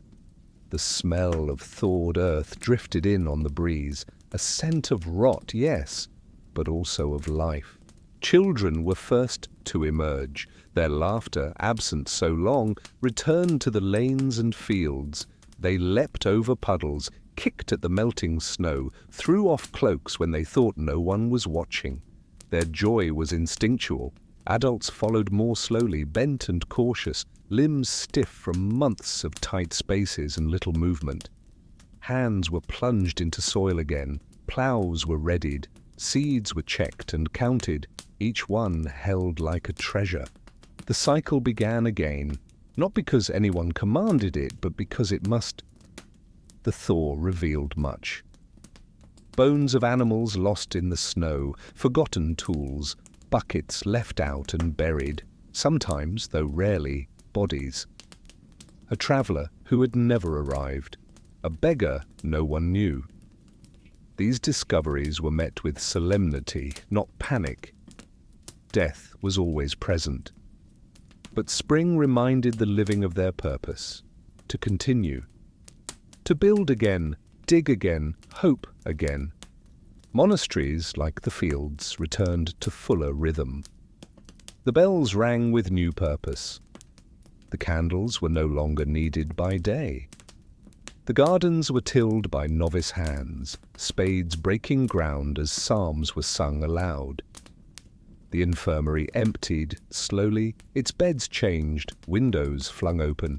Chickens began to lay again, bees stirred. The first herbs, nettle, sorrel, wild garlic, pushed green against the brown. A monk knelt to thank them. Another wrote the date in his ledger, the first sign of spring. In homes the bedding was aired, the soot was scrubbed from walls. Garments were washed in meltwater and hung like banners on lines. People spoke more freely now, gathered in doorways, exchanged news across muddy lanes. The market, sparse in winter, came alive again. Eggs, milk, baskets, laughs. People came not only to buy, but to be seen, to prove they had made it, that they had endured. But winter did not simply vanish. It lingered in coughs that wouldn't quite go, in limbs that still ached, in larders scraped thin. Its memory was carved into every face, into the tally marks scratched in wood beside the hearth, each one a day survived, into the patched cloak that had seen snow and fire, blood and sleep, into the names no longer spoken aloud, remembered instead, in glances, in silence, in candles lit at mass. And from that memory came wisdom. Not the kind found in books or sermons, but the quiet kind, passed hand to hand. The way to wrap a baby against the cold. The way to dry meat with little salt. The prayer to say when the last candle is flickering and no one knows if dawn will come. This knowledge was not written. It was lived. And it passed down, generation after generation, like a seed kept warm in a pocket until spring. Communities that had drawn close in fear began to breathe outward again. Fields were shared, tools were lent, walls were repaired, not alone, but with many hands. And around every fire, stories were told of the winter just past. Remember the week the snow buried the door? Remember when the stew ran thin and Marta gave us her last turnip? Remember how the candle broke and we sat in the dark, listening to the wind? These stories were not complaints. They were victories. They were proof. And always there was looking ahead, to planting, to harvest, to next winter. Plans were made, better routes, more salted meat, thicker cloaks. Mistakes were recounted, but not with shame, with resolve. For winter would return. It always did. And the people who had survived it now bore the tools to face it better. And so, as the last patches of snow melted into the fields and the first flowers dared to open their petals, the medieval world began again. Not with a cheer, not with a trumpet, but with the soft sounds of motion, the rake in the soil, the splash of a bucket, the child calling to a dog across a muddy yard. The people did not forget the winter, they honored it. And then, slowly, they turned their faces toward the light. Because in the end, to survive the cold was not only to endure, it was to remember and to rise. The thaw was not an instant. It was a slow, uncertain gesture, the land's quiet apology for all that had been endured. Each drop of melting snow was like a tick of a great clock, counting not just time, but memory. And people, though worn thin, began to trust the change, if only a little. The first real sound of spring was not birdsong. It was the creak of door hinges opening. It was the groan of boots in thawing mud. It was the splash of pails in water, no longer sealed by ice. These sounds filled the village like music, an orchestra made not by instruments, but by people resuming motion after months of stillness. Outside, the trees began their slow awakening. At first glance, they still looked like the skeletons of autumn, but look closer, and there it was, the tiniest blush of green at the tips of the branches. Sap, once frozen in place, began to rise again. Woodcutters could smell the change in the forest. The bark felt different. The grain whispered. Animals, too, returned in rhythm. Birds began to arrive in small numbers, their wings cutting through skies that no longer threatened snow. Squirrels came down from hollows, leaner and more frantic than before. Bees stirred in hives hidden beneath eaves. Livestock emerged from barns blinking and stiff, their breath no longer steaming as it once did. With the change in weather came change in labor. Firewood, once hoarded and measured, could now be used more freely. The hearth still burned, but its role began to shift, from pure necessity to comfort. People spent more time outside. Carts were brought out of sheds and repaired. Shoes were dried and re-oiled. Broken handles were replaced. Ropes tested. Troughs scrubbed clean. In the fields, the plough was no longer a symbol of patience. It was the promise of the future. Oxen were yoked and driven through wet earth. The soil resisted at first, thick with melt and memory, but it gave way. Each furrow carved was a line of hope. Behind the plough walked women with baskets of seed, grain, peas, beans, all saved from last year's yield. Their footsteps left more than prints, they left intention. Near the edges of the village, wild herbs began to rise, nettle, chickweed, dandelion. What had been dismissed or ignored before winter was now treasured. A handful of fresh greens meant nutrients, it meant change. It meant the body could begin to heal from months of salted fat and dried roots. But people moved slowly. The muscles, like the land, had been at rest too long. Knees cracked, backs complained. Even the mind, so long focused inward, struggled to stretch outward again. Laughter came easier now, but it was tentative, like the sun that warmed without truly heating. Even joy had to be relearned. What the winter taught. People spoke more openly now. They had survived, but survival had not come cheaply. Some faces were missing from the circle. Some chairs left empty at table. These absences were not filled with silence. They were filled with remembrance. Names were said aloud in evening prayers. Stories, told by the fire, now ended with quiet words. He would have laughed at that. Or she always loved spring. And from these stories came wisdom. A young mother taught her daughter how to line boots with straw. "You must never forget what I forgot this year." A shepherd fashioned a new kind of gate, having watched his old one fail during the storm. A baker learned to store grain differently. A monk copied down a remedy for chest coughs that had worked where others failed.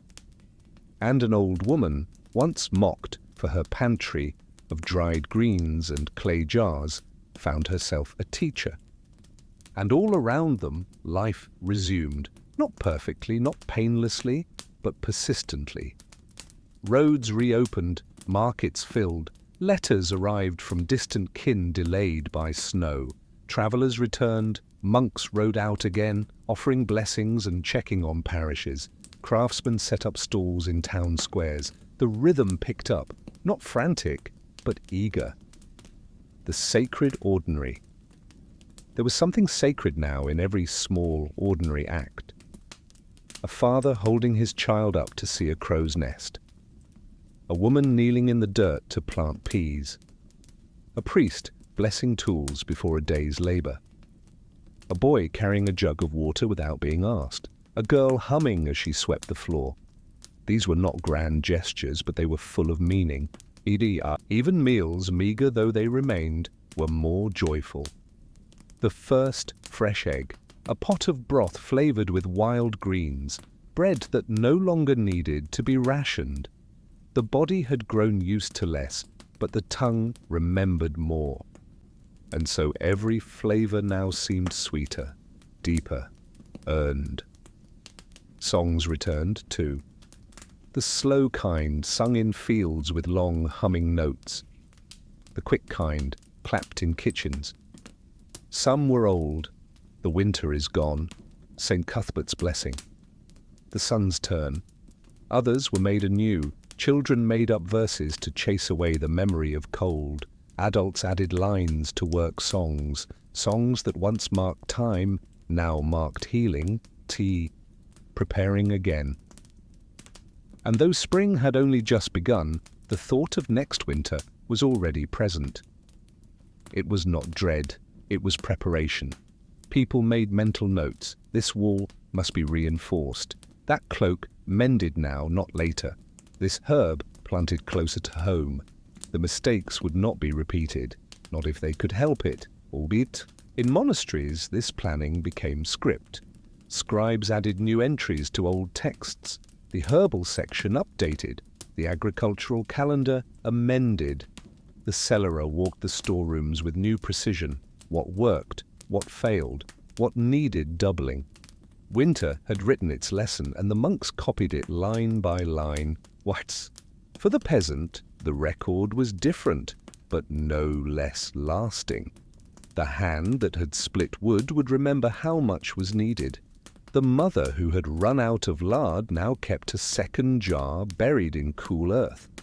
The shepherd whose flock had thinned too much now planned his breeding schedule more carefully. Each memory of hardship became a seed of wisdom, a quiet kind of resurrection. Spring in the medieval world was not triumphant. It was not fanfare and pageant. It was quiet, cautious, reverent. It was a kind of resurrection, not of one, but of many. The world had been laid low.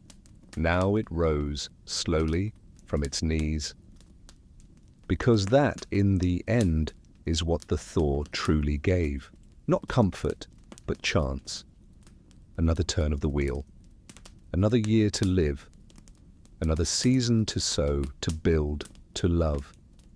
And the people, tired, scarred, still healing, accepted it with both hands. When the snow had gone, when the last frost surrendered its grip, the world did not immediately bloom into colour. It hesitated, like a long sick patient opening their eyes after a fever. The thaw was not just the release of the land, it was the slow reawakening of the mind, the body, and the soul. And so in that slow unfolding, people remembered. They remembered the hardest night, the one when the fire almost went out and the wind howled like a beast at the door. They remembered the silence after a cough stopped. They remembered the taste of the last apple, dried and sweet like a ghost of autumn. But alongside the memory of pain came the memory of endurance. The old man who sang to the pigs to calm them during a storm. The girl who carried coals from house to house, sparking sleeping hearths into warmth again. The widow who gave half her barley to a neighbor, saying only, "We'll manage."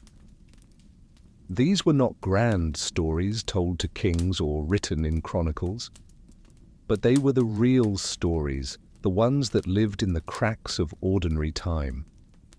The ones told beside fires, whispered in kitchens, or passed down to grandchildren not yet born.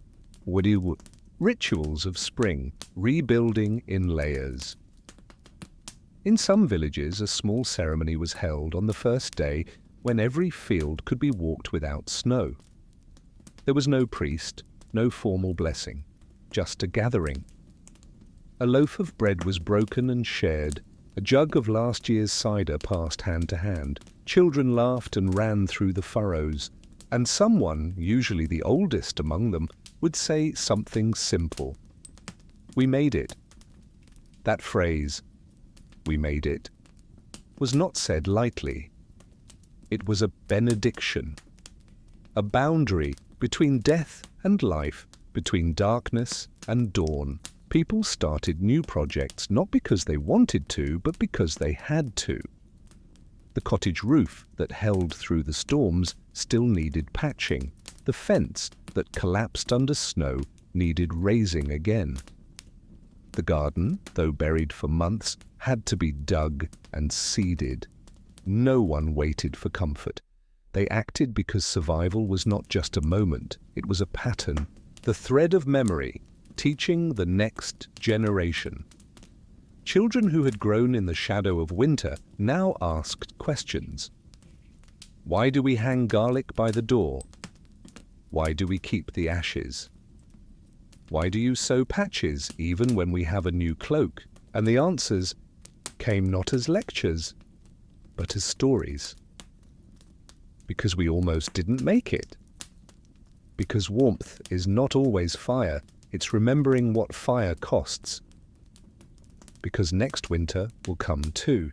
Elders taught with hands as much as words, showing how to wrap the kindling tight, how to mend a tunic with a single thread, how to read the sky, not for beauty, but for warning. And in those teachings was a kind of love, hard-earned, quietly given, deeply understood. Echoes of winter, what was lost and what remained. Spring did not bring healing to all. Some homes were quieter, some fields less busy.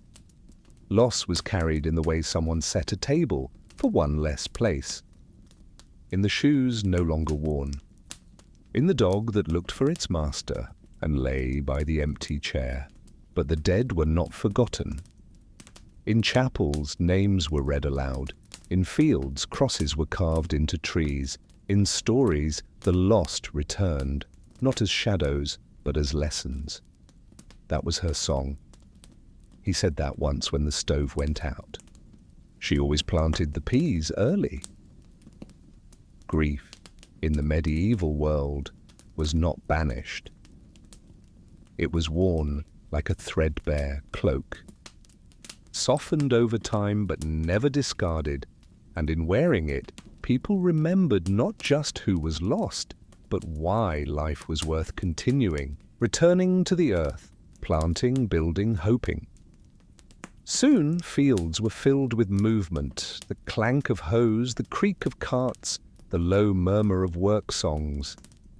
Seeds were planted not with confidence, but with hope. Every furrow said, "We believe this will grow. We believe the land will feed us again. We believe that life, though cruel, will return." And it did. The first harvest would be months away. The grain would be green before it was golden, but even the promise was enough. The new season's candle, what winter left behind. In many homes, a single candle was kept from winter, a stub that had burned through the darkest night. It was not melted down or thrown away. It was saved, placed on a shelf, wrapped in cloth, given a place of quiet honor. Because it was more than wax. It was a reminder of the night the storm came, of the prayer whispered when food was gone, of the moment when a single flame meant the difference between despair and survival. Her final hours, spring fully awakened. And then at last there came a day when no one spoke of winter. The sky was open, the fields dry, the animals fed, the people laughing, not in defiance but in joy. Children waded in streams, women washed wool in sunlit yards, men carved handles for tools, monks sang in the garden while planting herbs. The past had not been forgotten, but it no longer ruled. The land turned green again, and with it, the people turned their faces forward. Closing reflection. Why winter mattered. In the end, the question was not just how they survived the winter, it was why they endured it. Not for comfort, not for wealth, but for each other. For the story passed on, for the song still sung, for the bread still broken and shared, for the fire still lit, for the child still sleeping in the next room. Because to live, truly live in the medieval world, through cold, hunger, fear, and silence, was to say, yes, I remain. And in that quiet defiance, wrapped in wool, beneath timber beams by flickering candlelight, they lived. And so will we. The summer before the snow, preparing for winter all over again. The first urgency of spring. Once the frost melted and the soil loosened beneath their boots, people did not rest. There was no luxury of a recovery season. Every hour of sunlight, every dry day, was part of the long campaign to not die in the winter to come. The fields had to be readied, but also the minds. The scars of the previous cold months were still fresh. A cracked wall remembered, an empty barrel remembered, the lean cow, the last onion, the broken shovel. They all whispered, prepare better this time.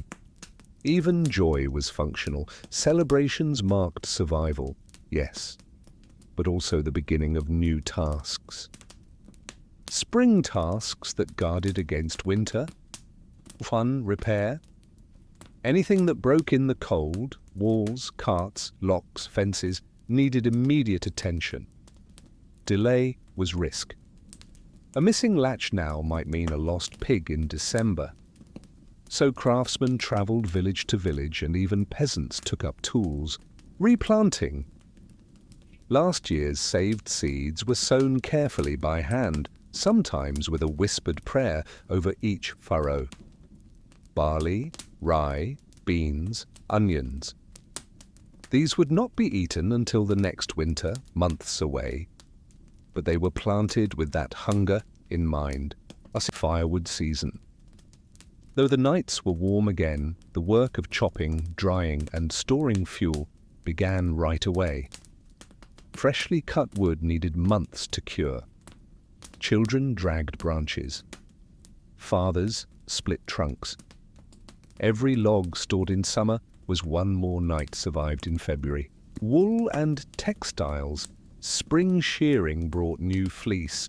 Women carded and spun in the long twilight hours, knowing that each tunic woven might shield a child from frostbite come January. Nothing was wasted.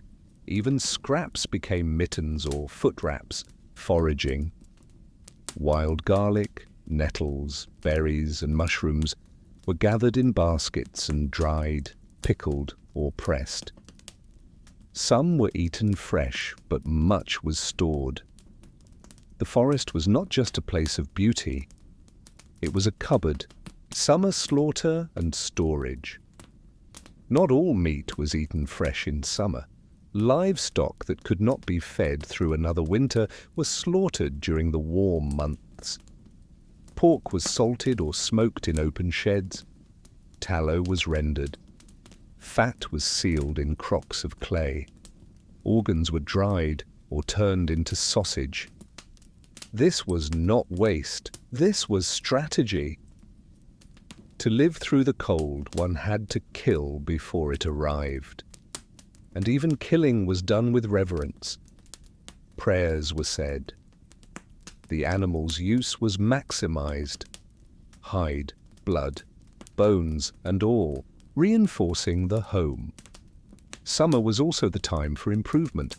People patched roofs, strengthened barn doors, dug ditches to channel meltwater, replastered walls with daub, inspected their chimneys. If they had been cold the past year, they added straw insulation. If the wind had found a crack, it was filled.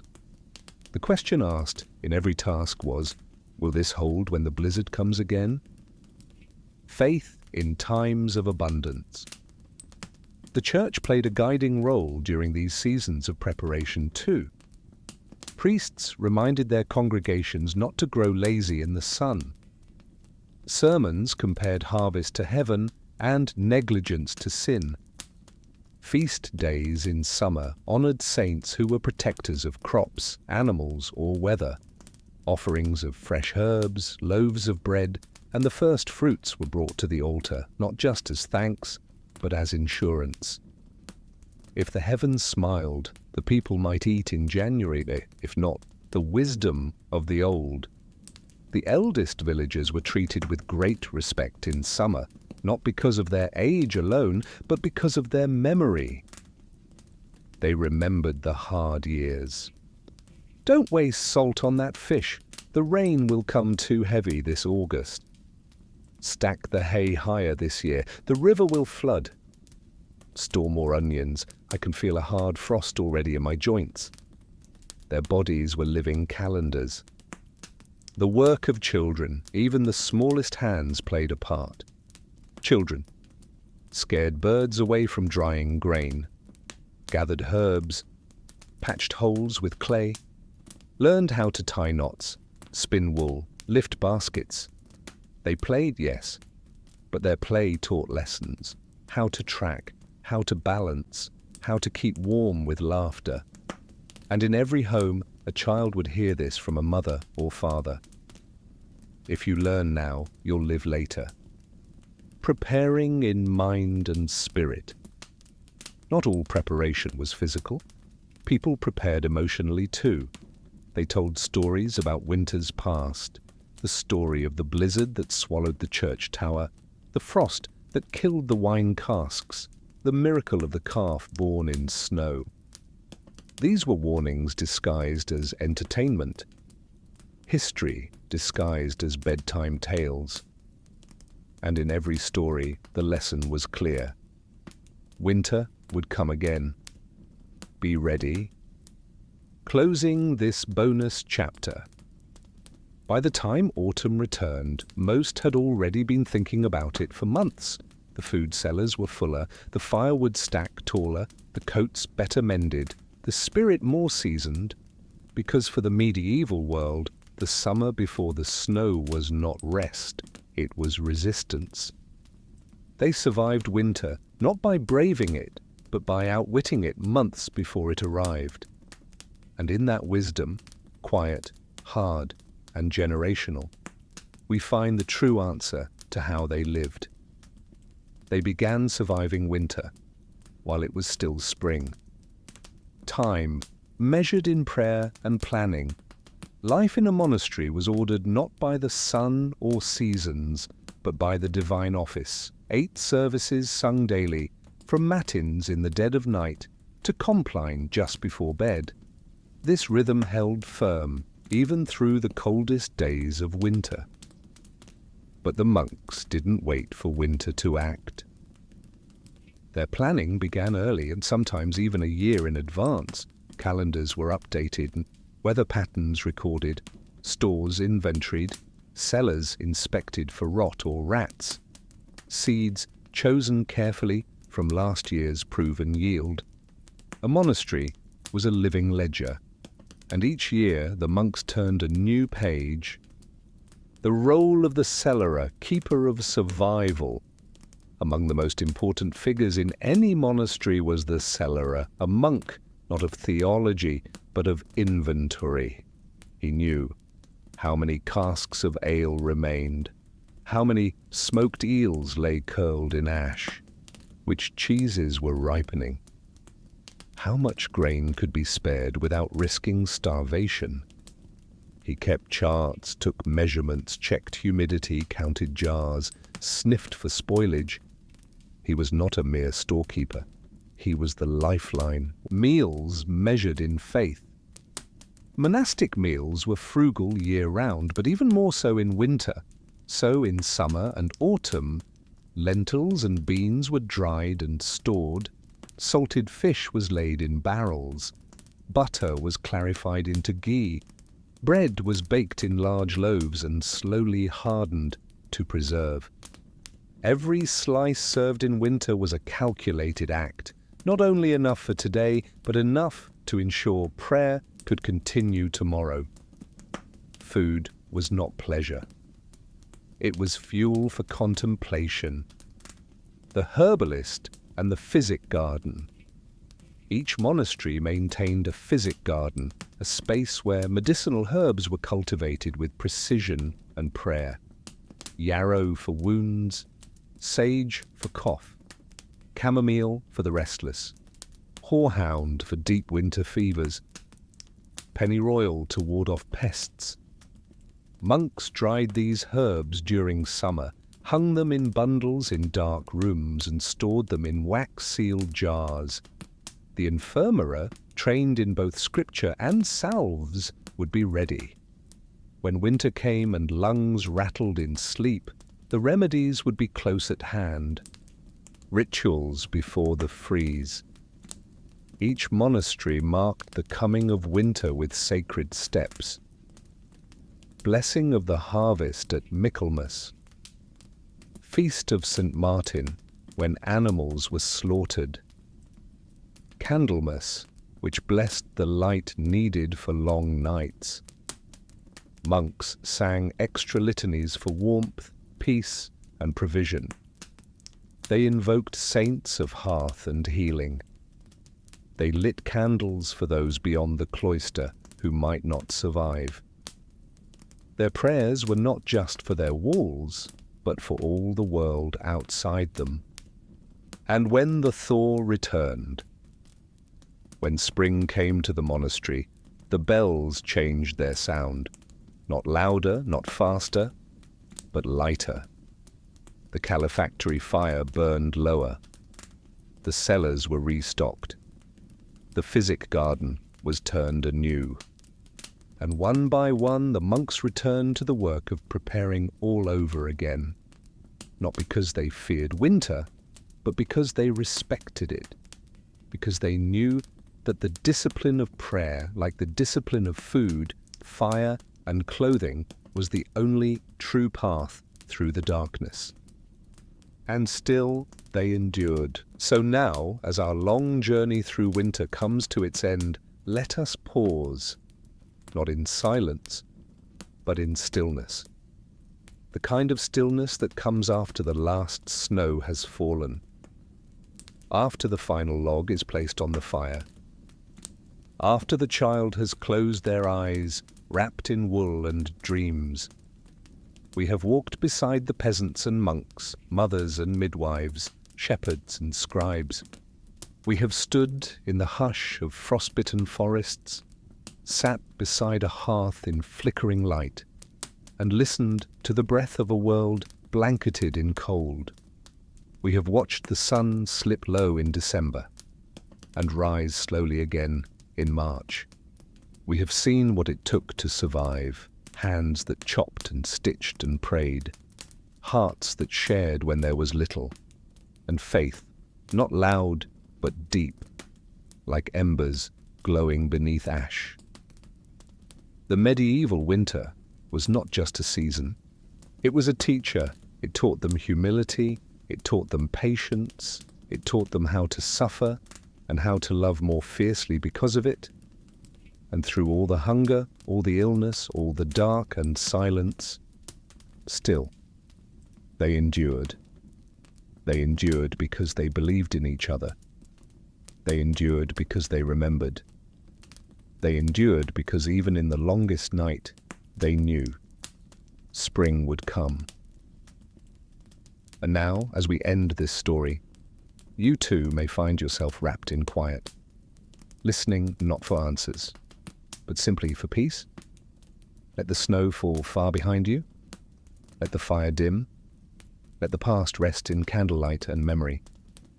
And let sleep take you now. Gently, slowly, like morning light returning after the thaw. Good night, and may warmth always find its way back to you.